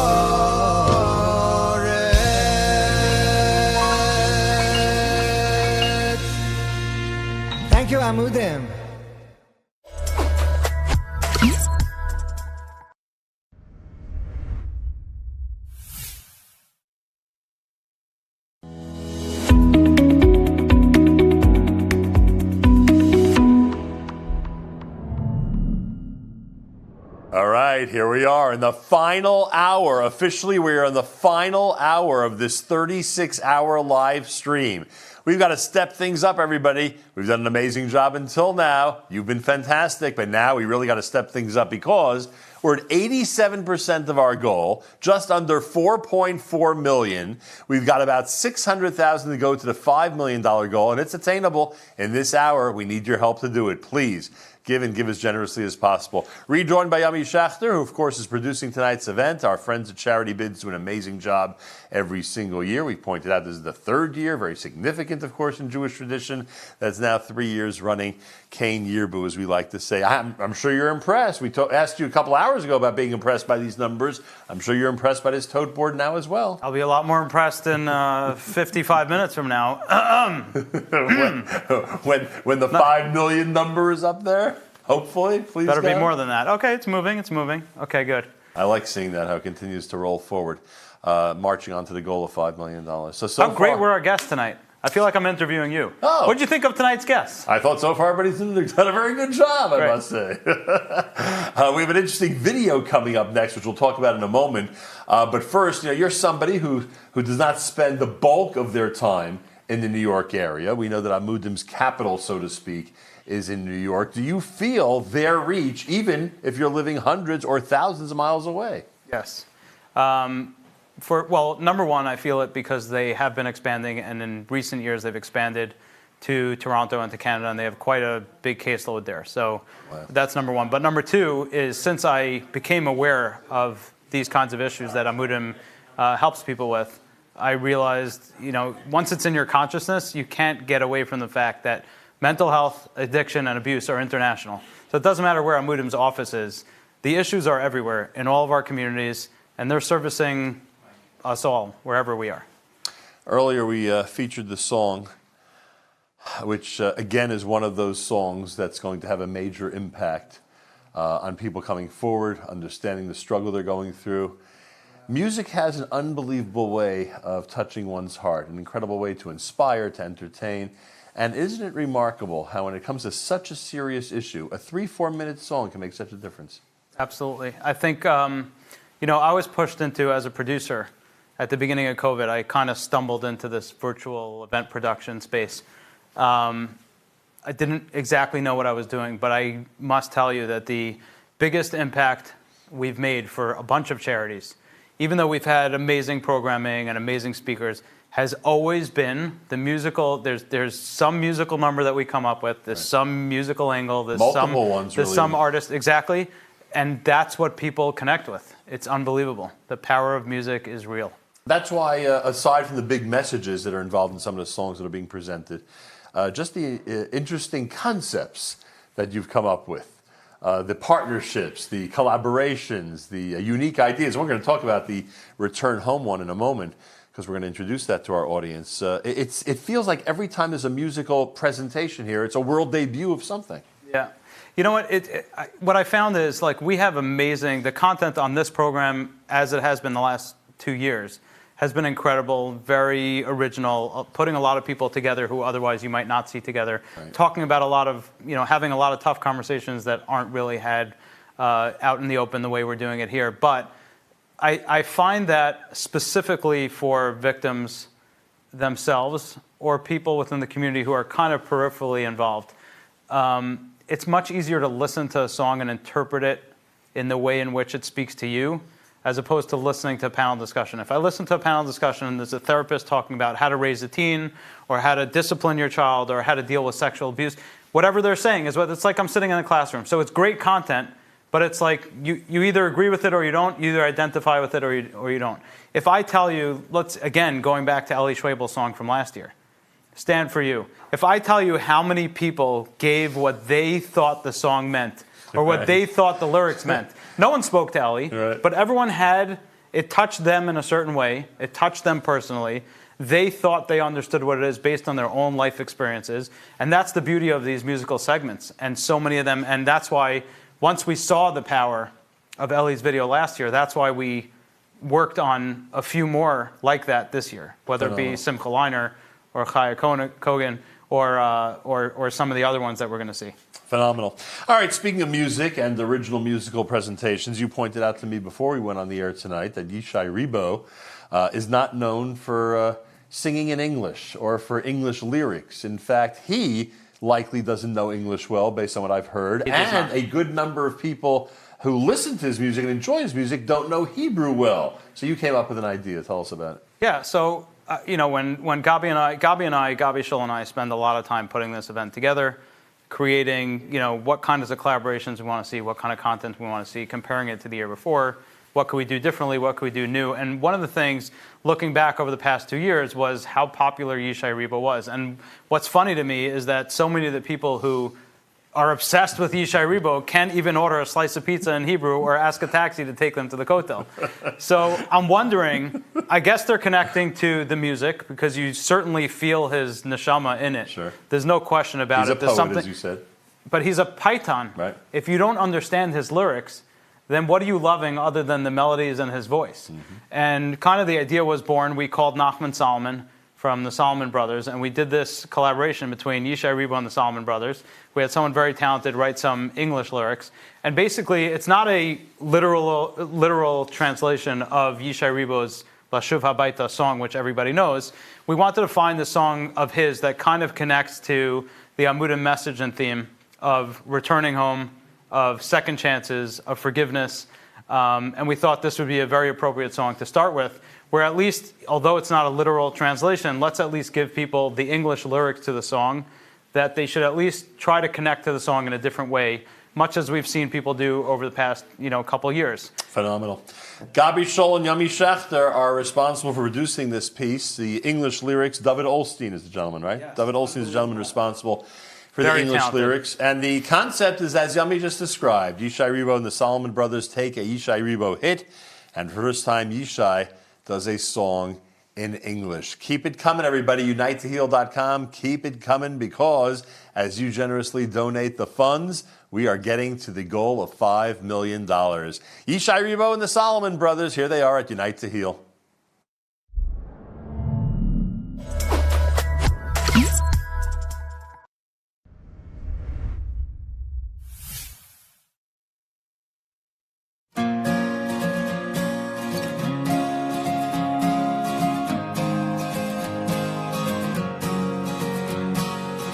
Wake me up, it's time to go.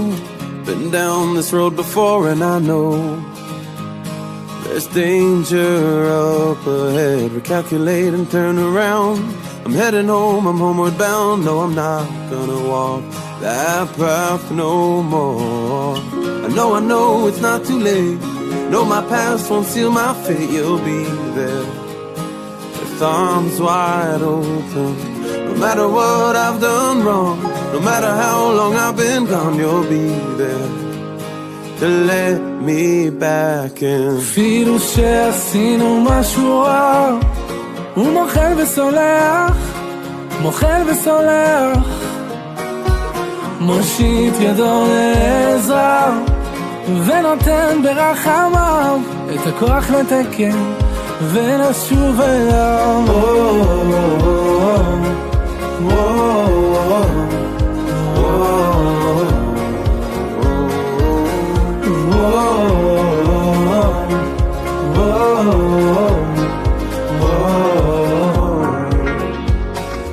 הגיע הזמן להתחרט, אם כבר לברוח אז מהחטא, אם כבר לקחת אז לקחת בשביל לתת. זה הזמן להתקרב, לא לפחד מהכאב, ואם לתת אז כבר לתת מכל הלב. כל אפשר רק אם נרצה, מחפש תמיד מוצא, גם אם הוא נמצא משום אחר בקצה. דלתות שמיים לא ננעלו, כשהבן קורא הצילו, אבא שבשמיים מגיע אפילו. And even if we did a little wrong, you always have mercy. I know you forgive me. So please show me the way back home.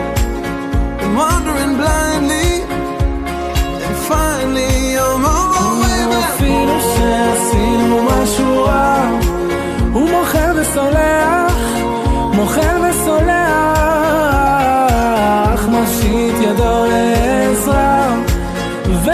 ייתן ברחמיו את הכוח לתקן ולשוב אליו.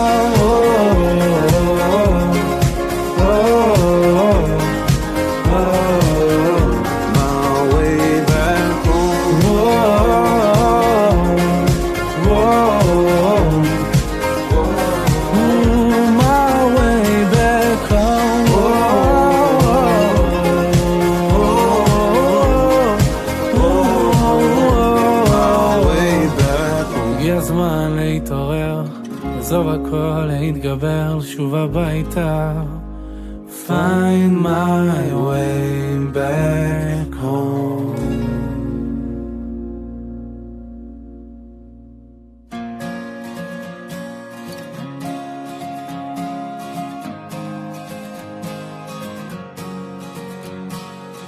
Wake me up, it's time to go.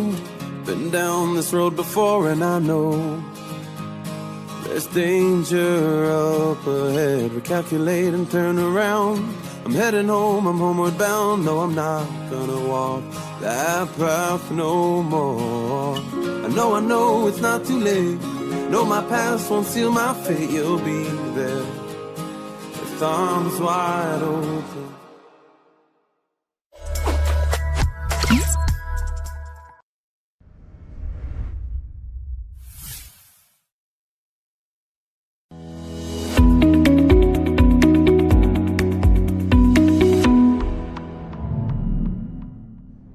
I take a look at our tote board, and we are at $4.47 million. 89% of the $5 million goal for Amudim. We've got about 40 minutes left. We want everybody out there to be as generous as possible. Remember the impact you could have. It's a quadruple impact. Every time you give $180, that's really $720. You give $2,000, it's really $8,000, because every donation throughout this campaign is being quadrupled. Please give. Encourage others to do the same at unitetoheal.com. Sarah and Moshe Frankel are here. Moshe is director of Gav's Boys, and they work with Amudim. Moshe Frankel, could you tell us what is Gav's Boys? So Gav's is Amudim's programming focuses a lot on the needs of teenagers. Our main trip is the summer program, and that's our biggest thing. That was our original program. And the goal really is to build these connections and then follow up with them, give them a place to be so they belong. And it really works well with the larger Amudim program, is because it allows us to sort of create a real relationship and a real connection, and then work in unison with the case managers to provide the resources that are necessary for them to heal and grow and continue and thrive. So if it started as a summer, is it now 12 months a year? So GODS is the programming. The summer program is generally 4 to 6 weeks, and it's a traveling camp. We're on the road the entire time. There is no base. Throughout the year is really about the follow-up and maintaining that connection. We tell the counselors always before the summer that the real work starts when camp ends. So throughout the summer is this intensive program, and then throughout the year is Shabbatonim, follow-up, being in touch with the guys, dealing with their needs, dealing with the crisis. We just came back from Eretz Yisrael. We did a 10-day trip there to visit the guys that are there, to see the different programs, see how they're doing. We had a Shabbaton between 25 to 30 guys, and then during the course of the week, probably saw another 75 guys from different years. We had somebody who showed up who came with us on a program, I think he said 17 years ago. I was going to ask, how long did this summer program start? So we've been doing it for 23 years, That's actually. Pretty amazing. And changing lives, to say the least. Is there a way to describe a typical youngster that's in this program, what they're going through, what their family experience is like, or what they're lacking in their family experience? I guess it's hard to pinpoint. Right. Primarily with the kids who are coming from that religious background, but are, we like to say, on vacation. They have whatever struggle it is, not feel like they fit in. There's certain things that have changed over the years. There are more places. 4 guys now, and more programs working with them.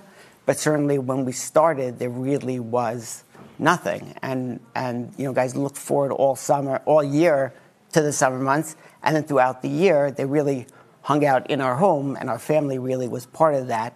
larger family.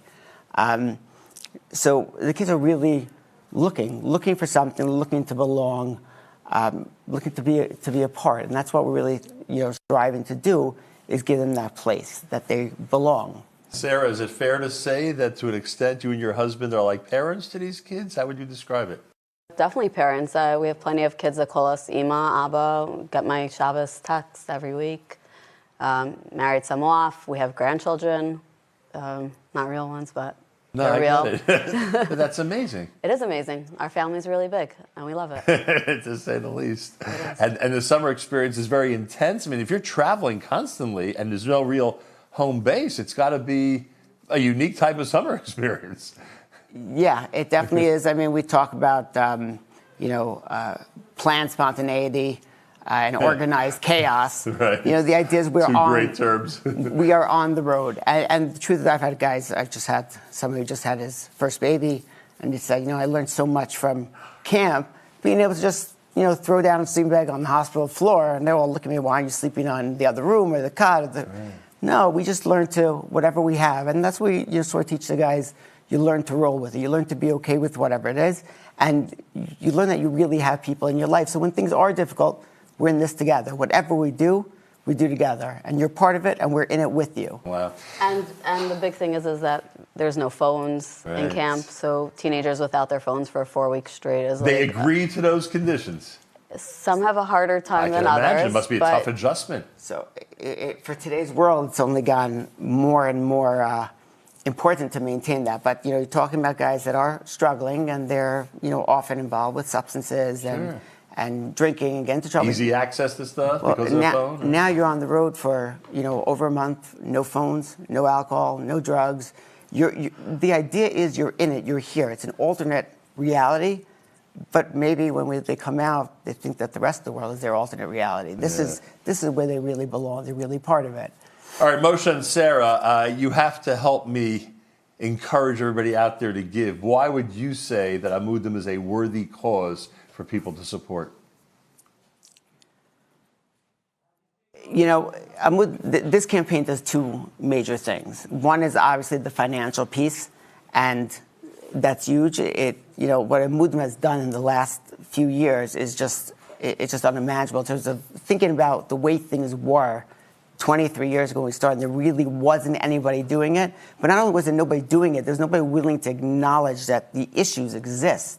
And nobody wanted to talk about it. It was sort of, it wasn't the in vogue thing to be working with teens. It wasn't the in vogue thing to, work with abuse. Nobody wanted to hear about it. And when Amudim came on the scene, that was really one of the big pushes, is that this exists, and not only does it exist, it's real, it's present, and we're going to deal with it. So we started the conversation. When I look at that board, you see that number, and it's incredible, and it allows Amudim to give people hope, to give people resources, to return to people their future. But more than that number is the amount of donors underneath it. When people feel alone, and that's such a hallmark of the issues that Amudim deals with. It's not the issues that people typically want to give to. It's not the issue that people typically want to come and ask for help.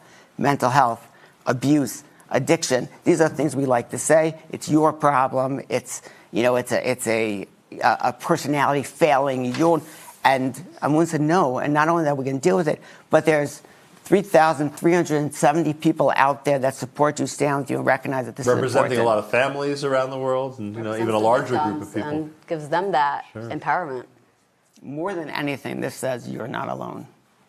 Sarah, what would you say to people out there, especially parents who are considering supporting the cause?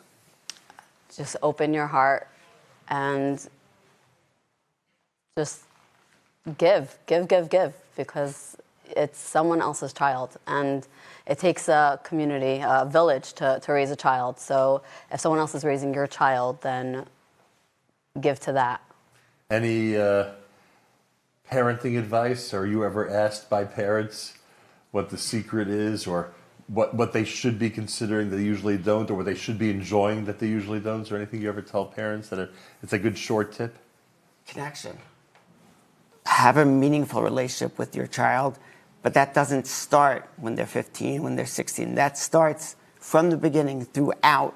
It's having conversations at their level when they're 1 and at their level when they're 2 and 5 and 10 and 15. Find the things that you could connect with. Build that relationship, because whatever struggles they go through, if they know that that relationship is real and that relationship is firm, that's what's going to hold out at the end. And they may give you challenges. Mm-hmm. That's part of growing up. And that's them becoming an adult. That's how they're going to be successful in life. It's because they're going to push those boundaries. But if they know you're there for them, if they know you care, if they know that at the end of the day that relationship is real, that's the greatest thing you can do for your children. Amazing. Sounds simple, but it's something that parents have to work on, that's for sure. Are we going to go to the highlight reel now? I want to thank Sarah and Moshe Frankel, and they join me in encouraging you to help get us to our goal. Do it in honor of Gob's Boys, do it in honor of Amudim, do it in honor of someone you love, do it in honor of anything, but please do it. And now's the final hour. Now's the time to really come forward and be part of this great campaign. You've waited till the last minute. It's official. Please make good on the commitment to support Amudim, even if it is at the last minute. I glanced at the tote board, and we're over 4.5 million, and we're over 90% of the goal. That last 10% may be tough, but we're going to get there. We need your help to do so. Remember, every single donation you give right now at unitetoheal.com is quadrupled. So if you're giving a $1,000 donation, which is a great donation, it's really worth $4,000 to Amudim. Please push us over the goal. The clock is ticking. It's running. We want to make sure by the time we get to 9 o'clock Eastern time, we are at the $5 million. We've been talking about the incredible prior 35 hours of this live stream. There was some incredible and wonderful panel discussions, a lot of entertaining pieces. Holy Yid Squares was great. We got to have a lot of fun with that game show. And so many other things that happened. Great discussions, a lot of entertainment, a lot of serious stuff, issues of mental health, issues that are really serious in our community were addressed. We've put together a highlight reel so that you might be encouraged to give and to support Amudim just for the 35 prior hours that we provided in terms of entertainment, inspiration, and education. We're going to take a look at the Amudim highlight reel from this year's Unite to Heal 2022, and then we're going to be back with more. Please continue to give and give generously at unitetoheal.com.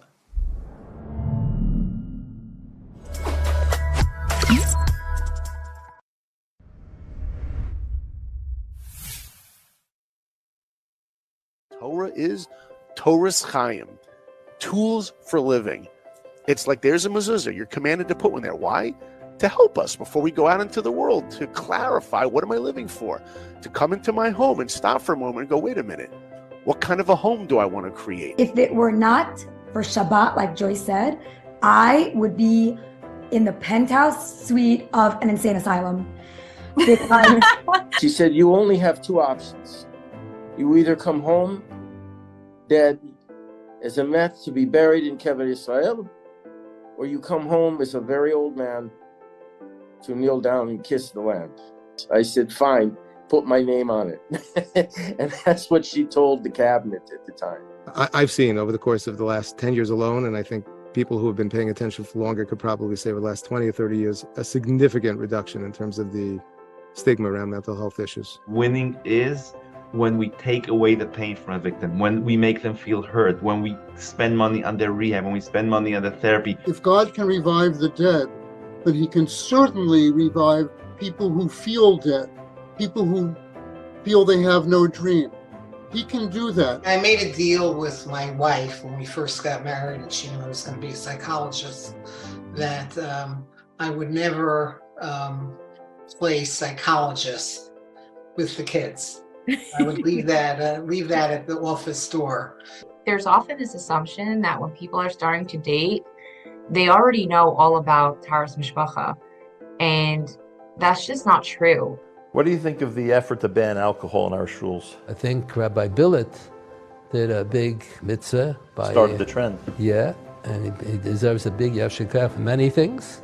That's one of the many things he didn't allow any alcohol. That's very good. And a lot of times you get together with people in recovery, and the stories you tell are horrible to other people. They're frightening. I was thinking I was going to do this, and they start laughing. That's crazy but it's helpful. Because they push us all to be great people and to up our game in order to be able to figure out how to help them to succeed and how to help them to become incredible adults. Amazing. When you have a child that's struggling academically, make time to sit with them, sit with their parents, figure out strategies to help them to succeed. That is your job. Had a really good mix, I think, of religion and real life. And also, like I said, my mom and dad were always there for me when I needed them. And they paid close attention to how I was feeling. What is the purpose of life? Today, everybody is haunted by this question. The traumatized and the non. Why? For what? If we can't answer that question, we're not stopping the leak. Everybody has his time that he can do something. He can do something. His neighbor, his friends, his family. He lives in a place that living, he can understand that people need help. And the whole thing about how we control anything, the banks, the media, Hollywood, is so insane because you know this better than most. Jews can't be in agreement on anything. There's no way we could control something. I would love to bring these anti-Semites into a shul board meeting just to see. They'd be sitting there going, these people can't even control how long the rabbi speaks. Are you kidding me? If the only time we see the Jewish community is when they are defending, against anti-Semitism, then yeah, it does minimize really how powerful, how great, and how wise, well-rounded, and cultured that community really is. Yes, this is for the Jewish people, absolutely, but this is also for everyone, so that that everyone can never allow this to happen again. For the Jewish people, yes, but also for every other ethnicity as well, and race and religion. The development directors need to become technology enabled. It doesn't mean they get replaced. It means they get, quite frankly, up level. They get better at their job if they're leveraging technology the right way. So in every meeting that you have, always think about the other person and think about how this dialogue is going. It should not be a monologue. If it's a monologue, you're doing it wrong. There was no internet, there was no Spotify, there was nothing, there was no Instagram, there was nothing that you could YouTube. immediately. That's right. Today, the minute a song is done, it could. On the other hand, there's so much more copying and people downloading, and you make it's hard to make a living. It's an expensive business card today to put out a CD.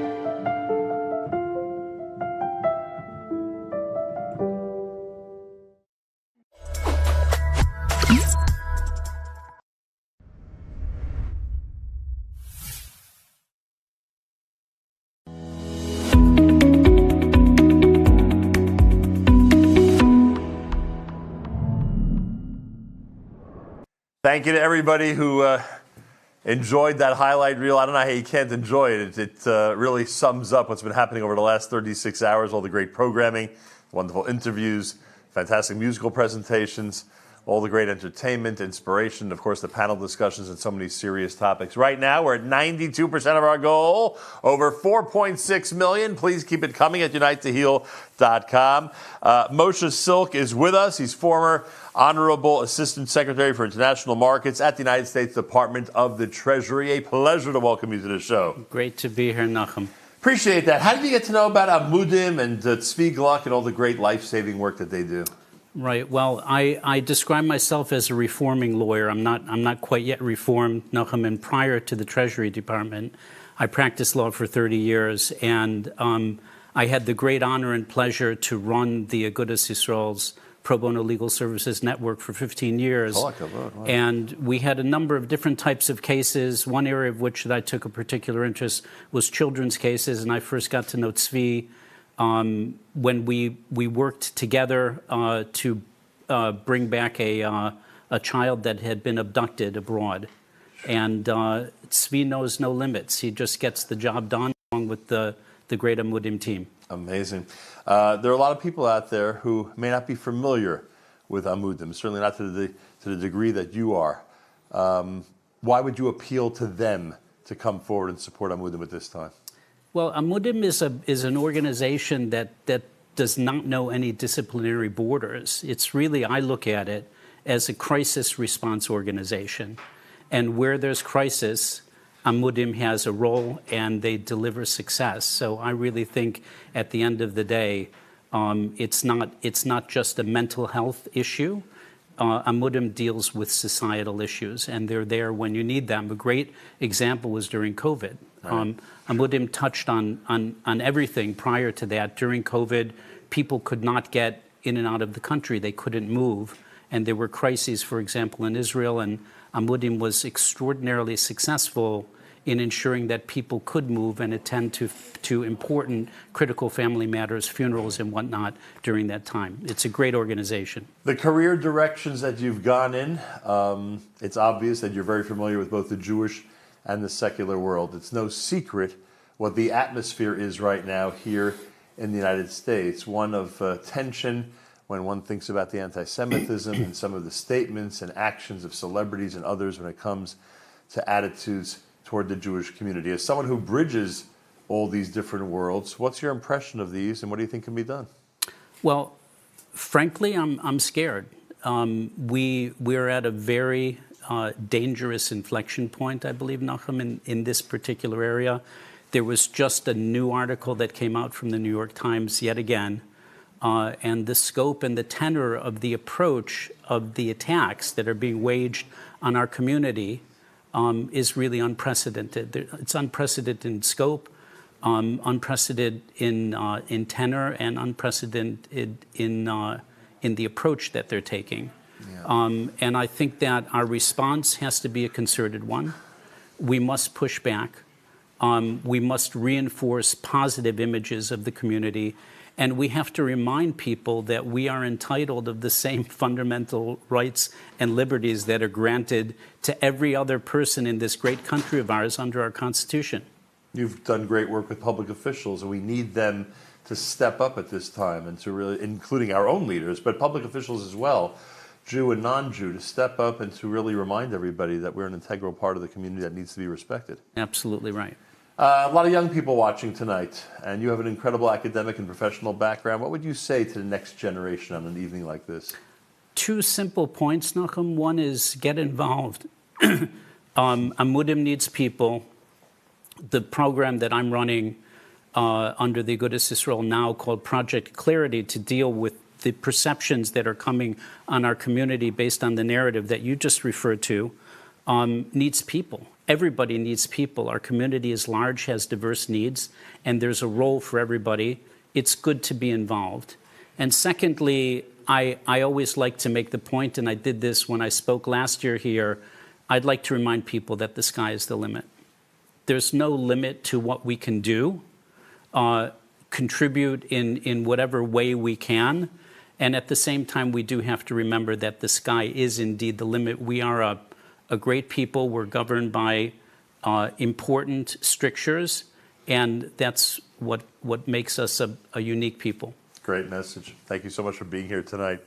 Moshe Silk and I encourage everybody to support the work of Amudim. We want to make sure the organization continues and continues strong.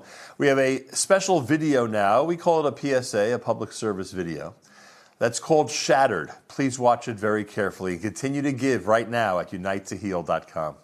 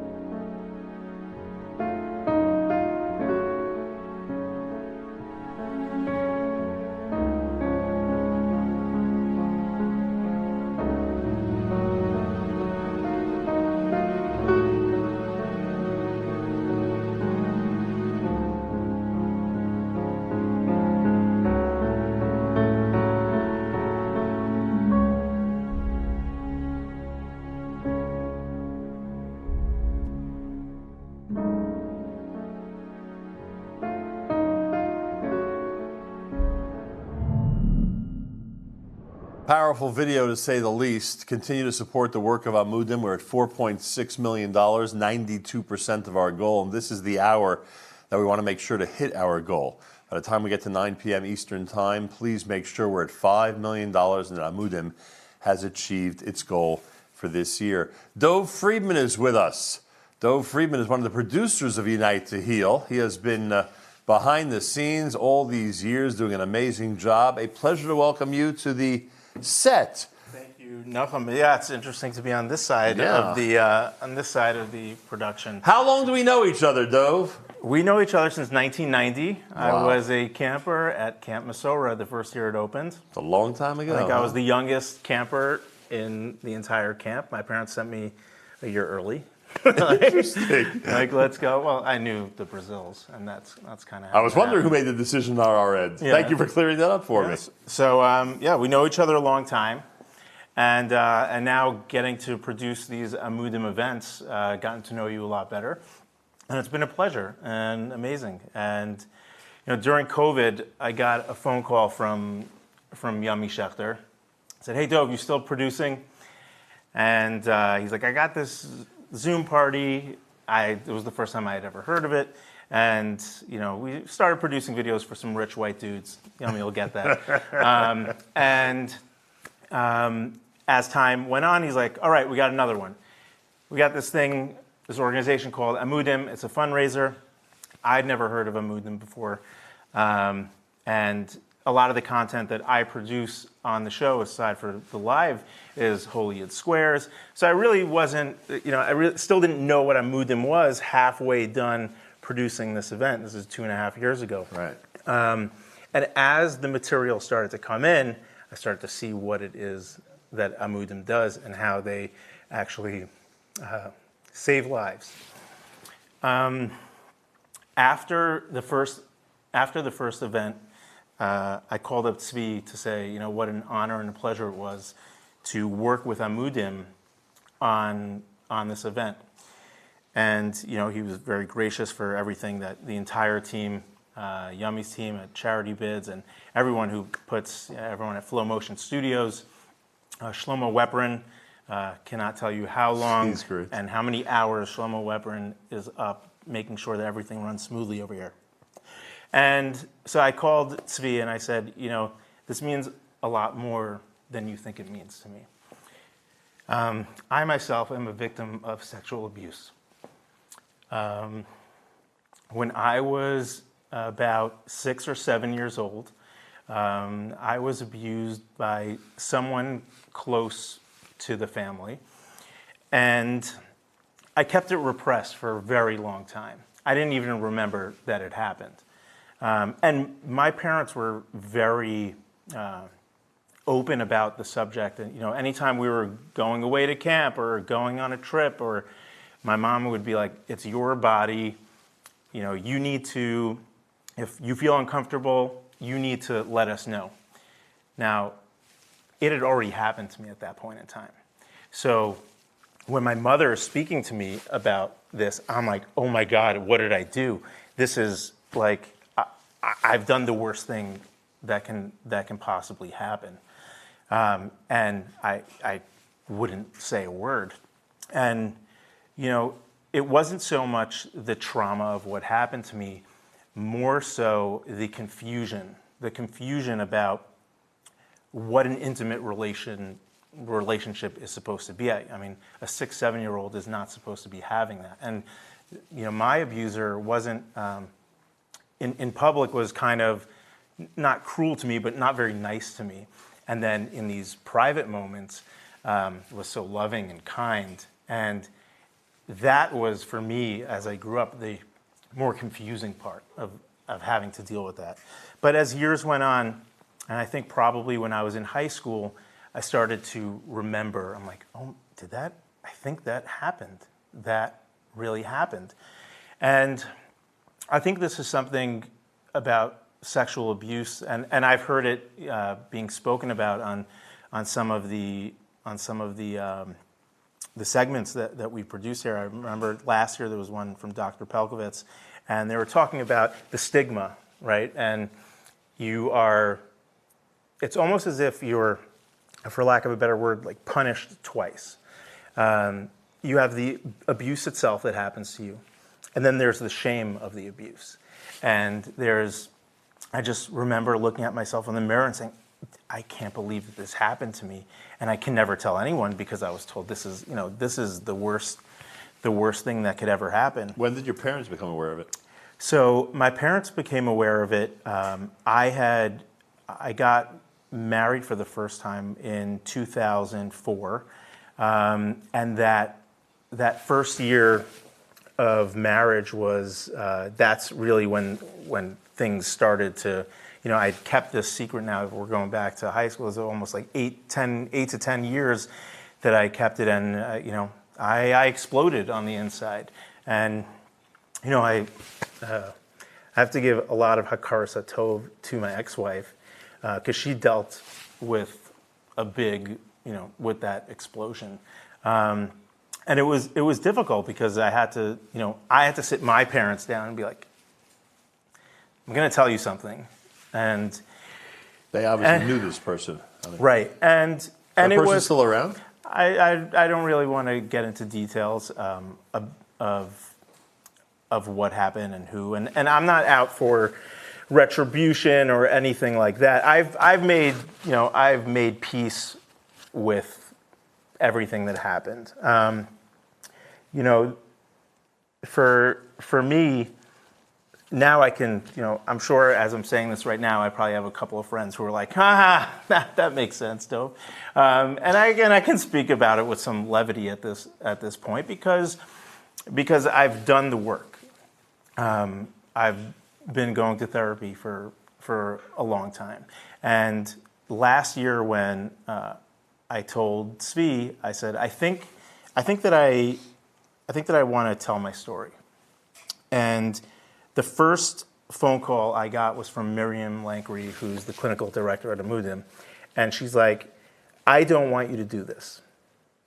And we started speaking about it. And after we had the conversation, well, one of the things that she said in the conversation was, you need to speak to your children about this. And I have 2 older boys. I just had another baby. The bris is tomorrow, please God. The bris is tomorrow.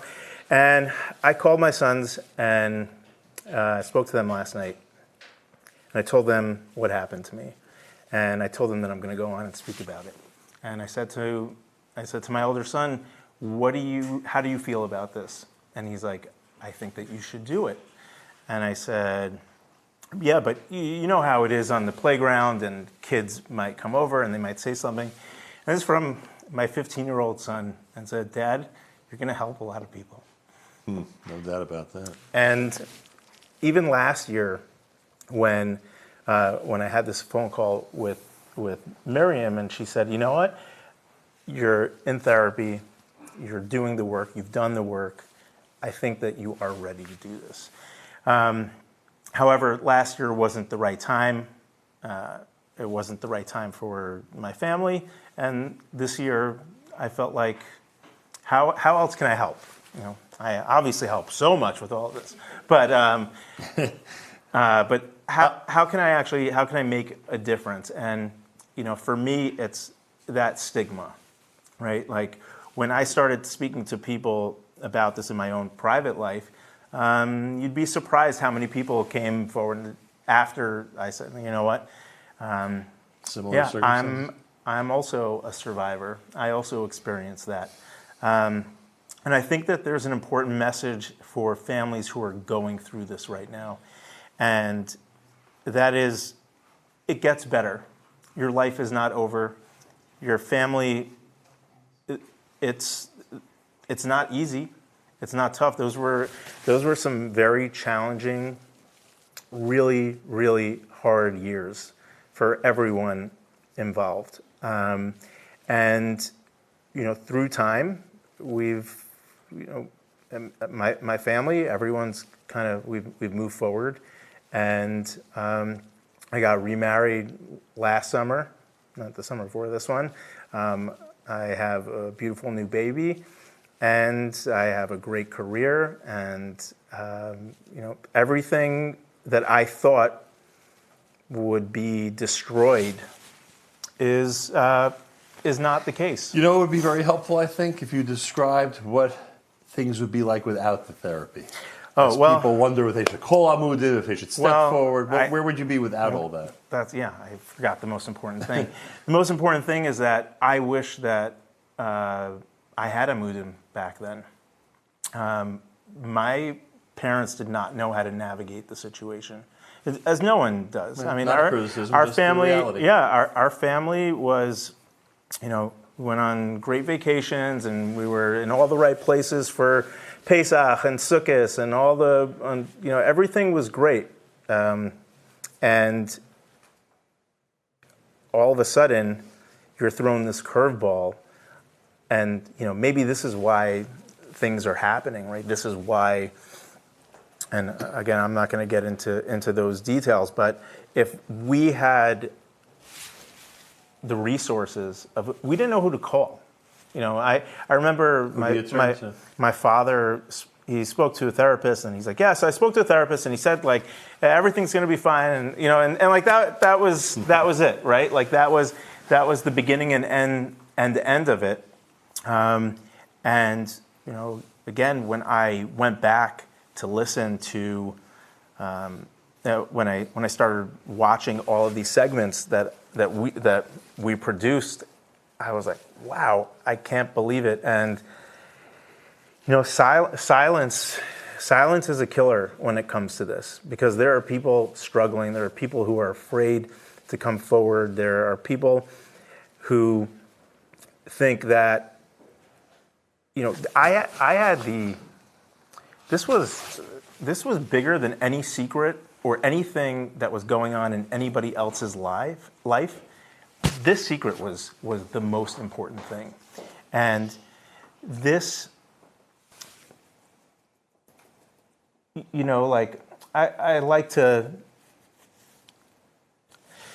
how do I say this? I make light of a lot of situations, and I think it's become part of my personality a little bit. Could be part of the therapy, maybe. It's part of the therapy, but I think it's also in that I don't think your situation is that important because I have this really deep, dark secret. That affected me for a very long time. There's lying. Lying is a big part of it. I was lying every single day from the time I was 6 years old until I was 22 years old, because I was leaving out this really, really important part of my life. Dov, you've helped a lot of people tonight in these few minutes. I hope you can appreciate that, internalize it, and understand just how important this is for a lot of people out there who are struggling with the same types of things that you just described. Yeah, I mean, I didn't even have to. I knew how I could help more than I was already doing, but I knew that I could speak to people, and I'm happy to do it. I love working with Amudim.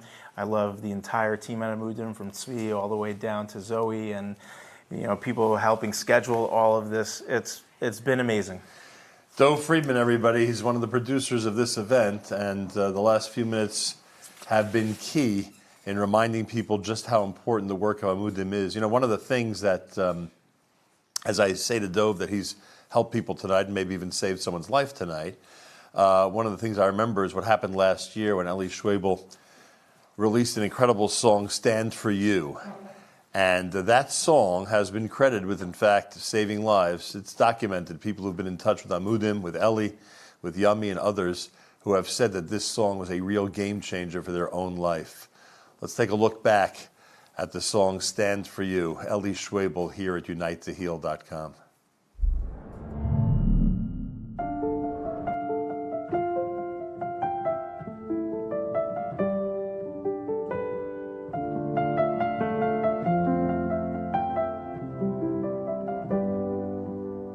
I can see it in your eyes.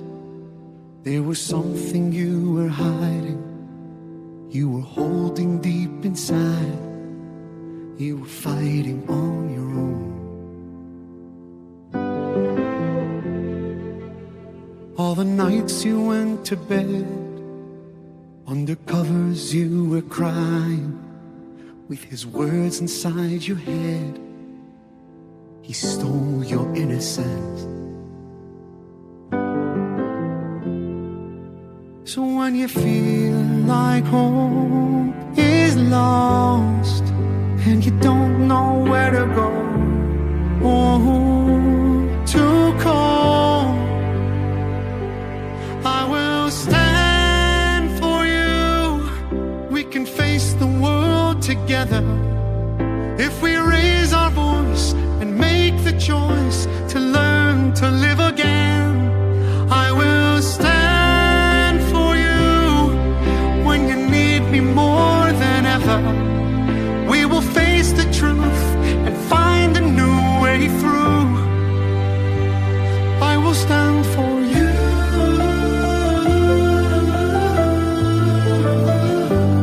I will stand for you.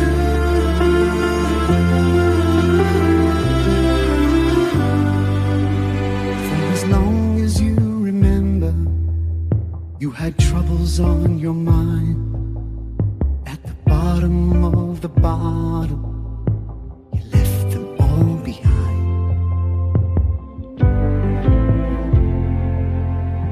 You said you would surrender, all you needed was more time. But the days turned to years, and your promise turned to lies. So when you feel like hope is lost and you don't know where to go or who to call, I will stand for you. We can face the world together if we raise our voice and make the choice to learn to live again. I will stand for you when you need me more than ever. We will face the truth and find a new way through. I will stand for you.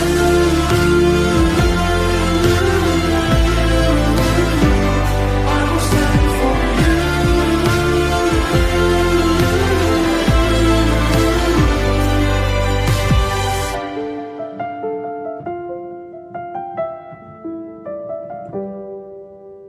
And I love you enough for you to hate me for this. I will stand for you. We can face the world together if we raise our voice and make the choice to learn to live again. I will stand for you when you need me more than ever.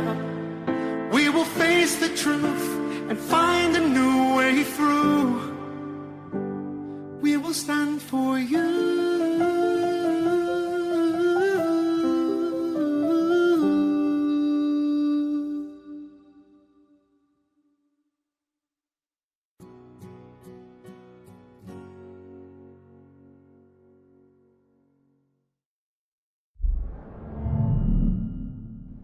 I have some amazing news. Those of you who've been following the totals know exactly what I'm referring to. If you look at our tote board, we're approaching $5.1 million, which means the $5 million goal has been achieved. Congratulations to everybody at Amudim. A big congratulations to Rabbi Tzvi Gluck and his amazing staff. We'll speak to Rabbi Gluck, to Tzvi in just a moment. And of course, to our friends at Raisethon and everybody who's had a role in making this a successful campaign, we say thank you, thank you, thank you. And of course, to all the donors. It's still climbing, the total. 5.08 million. Let's see that number continue to grow. We'll call it bonus time. Why not? Let's see that number continue to grow. Eli Schwebel is here. We'll get to Rabbi Tzvi Gluck in a moment. Eli Schwebel is here. We just replayed the video. Stand for You made quite an impact. Why? Why was it so meaningful to so many people 1 year ago? You know, I think that a lot of people thought that they could, if you had enough self-control, if you just gave it your all, you could get over it. and it's your fault, and you just can't get over it. And the shame that comes with that is just, it totally destroys a person. And the reason that this song was so powerful for me, I wrote this song because I went through something myself. I had someone very close to me who was dealing with addiction, and I had to out them. And I got lambasted by the family. And I took on all of their denial. And it was so painful because I became the evil one. And I went home and I wrote this song. And then 2 weeks later, Yummy called me. So I want to say thank you to Yummy, because without Yummy calling me, and I mean, this was totally min hashamayim. 2 weeks before that, writing this, Yummy calls me and said, we have to write a song for Amudim. And this song, the amount of messages that I get is just, I'm overwhelmed with the beauty that came of such pain. And to see how all Mikam Yisrael, look at all these people. All of these people taking care of all these people. This is such beauty coming from such pain. Everybody coming together. You know, before we wrap up with the Tzvi, I got to ask you, I'd be remiss if I didn't ask you. Could you explain why music has that power to pierce the heart and to literally help someone overcome something so drastic and so difficult? Wow. To understand music is to understand God. I mean, I think music is what takes us from ourselves and our self-sabotage and connects us to the entire world. It has this power that I don't understand. I have no clue. It just comes to me, and I'm just a channel, and I allow it to happen. And for me, it's min hashamayim, the whole thing. And I think when people experience music, they experience the oneness of all of us, Klal Yisrael, and of course the entire world. So it's min hashamayim. I can't. You do it very well, Eli Schwebel. You do it very well. Rabbi Tzvi Gluck, congratulations. It is quite an effort to get this done, and it's amazing to see that the folks at Amudim and Charity Bids and Raisethon and Flow Motion and everybody together is now in a state of celebration, because if you look at the tote board, we are over $5.09 million, and that number continues to increase. So congratulations to you. Thank you. I must say, this is a very bittersweet moment. The fact that we're needed and we're here and we exist is a very sad piece. But the fact that so many people came out and showed support makes this so meaningful. But I have to say that none of this would be possible without my wife, Aviva, who, they say behind every great man is the woman that, makes sure he does what he needs to do. I'm not going to lie. A couple of years ago, things get very depressing at Amudim. And yes, I go to therapy every week, and I'm proud of it, and I encourage others to. But things do get depressing. And I said to my wife once, this is not for me. And she's like, you could leave, but then I'm going to ask you for a divorce. Because if you leave Amudim, then people are going to die, and you're going to be a murderer, and I'm not going to be married to a murderer. That's what my wife says. Strong words. But I have to also say that, Amudim wouldn't be Amudim without the legendary Mendy Klein, Zechariah Levracha. And my daughter went today to his caver and took a picture of it and sent it out and said, in case you don't know, this is a person who did a lot of work, and it was very meaningful to me. And I'm actually saying that because there's two things I do when I need a boost. One of them is I watched a video of my hesped from Mendy's Levaya, and the other one is I listen to Eli's song. These are two videos that help me through my difficult times. Now, being able to do that for so many others and for thousands of others, having the schus that every year we've been able to put out songs that touch the heart. I mean, we're all so busy talking about Stand For You. Eli, let's not forget, you did a song the year before that also for Amudim. Yeah. And that was also a very meaningful, amazing song. It wasn't just but having this, and Nachum, you've been part of this ride for a long time. So I have to just thank my wife, my kids, my parents, and the staff at Amudim. I mean, really, Zoe, who really makes sure that I stay in line. Devora, who tries to make sure I stay in line. Miriam, because everyone needs their personal therapist at work. And all That's of the secret. All of the the dedicated case managers, the board of directors, the people that just do so much work. I mean, when Yummy first came to us with this idea, we thought he was crazy. We just ran the numbers right now.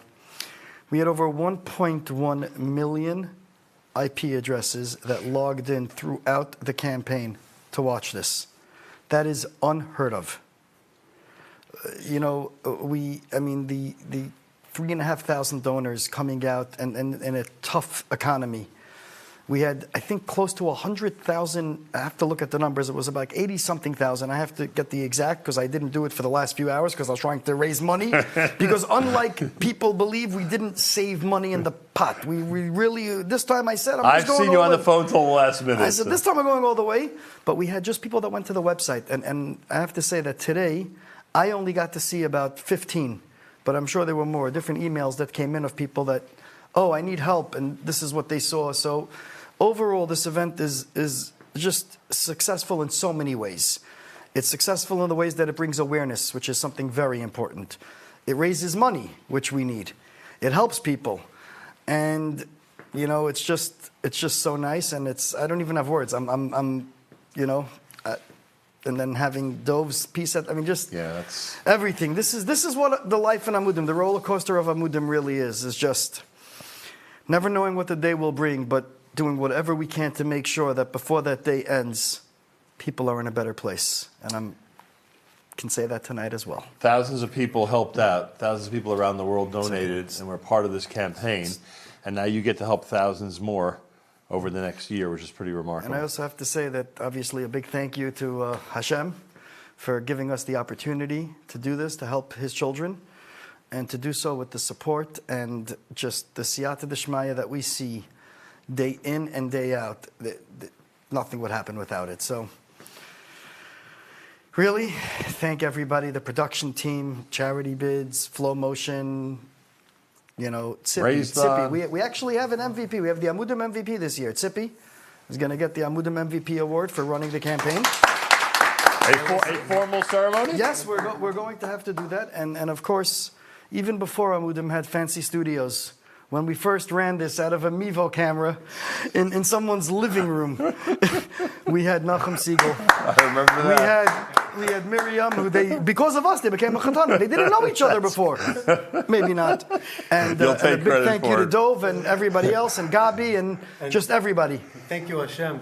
Thank you, Hashem. Thank you to Rabbi Spiegelach. Thank you to Eli Schwebel. Thanks to all of you. We're about to hit 5.1 million. The goal was originally, of course, 5 million. And thank God, Amudim continues and continues strong because of your support. There it is, 5.1 million. An officially successful bonus round, Baruch Hashem.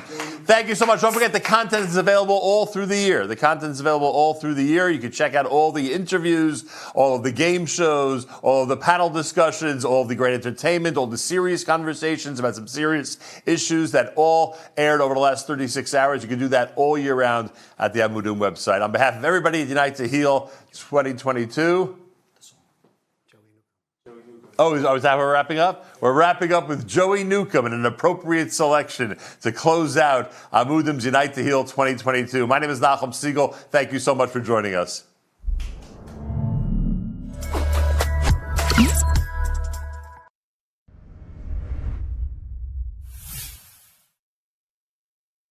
Oy, oy, oy, oy, heilige Amudim Yidden, heilige Amudim Yidden. What you do for Klal Yisrael, Hashem will pay you back. Oy, lam chesed yiboner, oy, lam chesed yiboner, oy, lam chesed yiboner. Oy, oy, oy, oy, build the world, with chesed yiboneh. Oy, oy, oy, oy, heilige Amudim Yidin, heilige Amudim Yidin. What you do for Klal Yisrael, Hashem will pay you back. Heilige Amudim Yidin, heilige Amudim Yidin. What you do for Klal Yisrael, Hashem will pay you back.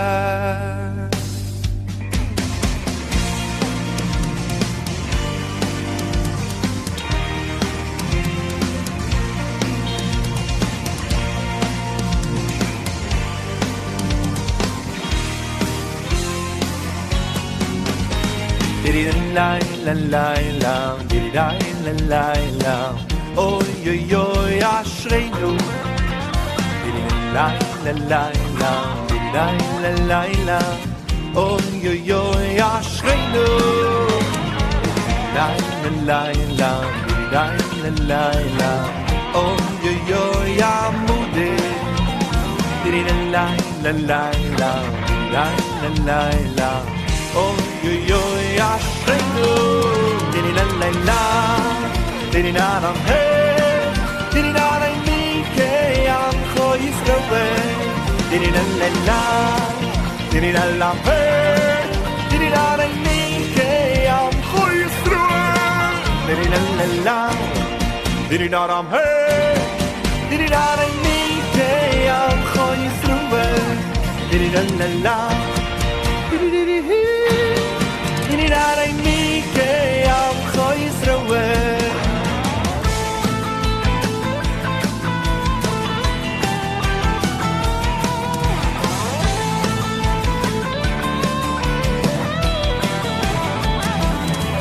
No, you don't have to be a yid to know about Amudim, oh no.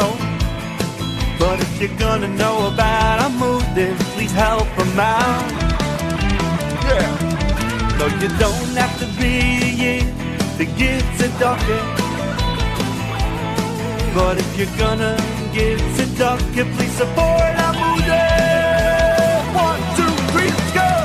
Mitzvah gedolah, ha ha ha, liyot besimcha, liyot besimcha tamid. Yo yo yo yo yo yo. Mitzvah gedolah, ha ha ha, liyot besimcha,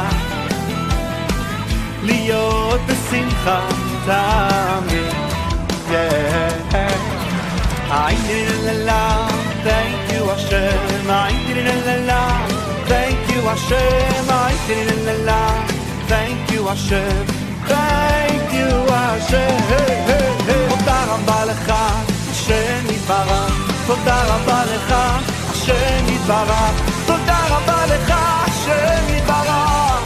Thank you, Amudim. Oh, why over there, Chilu over there? Why Mazamrim over there? Oh, that was deep. Oh, Amudim Talik.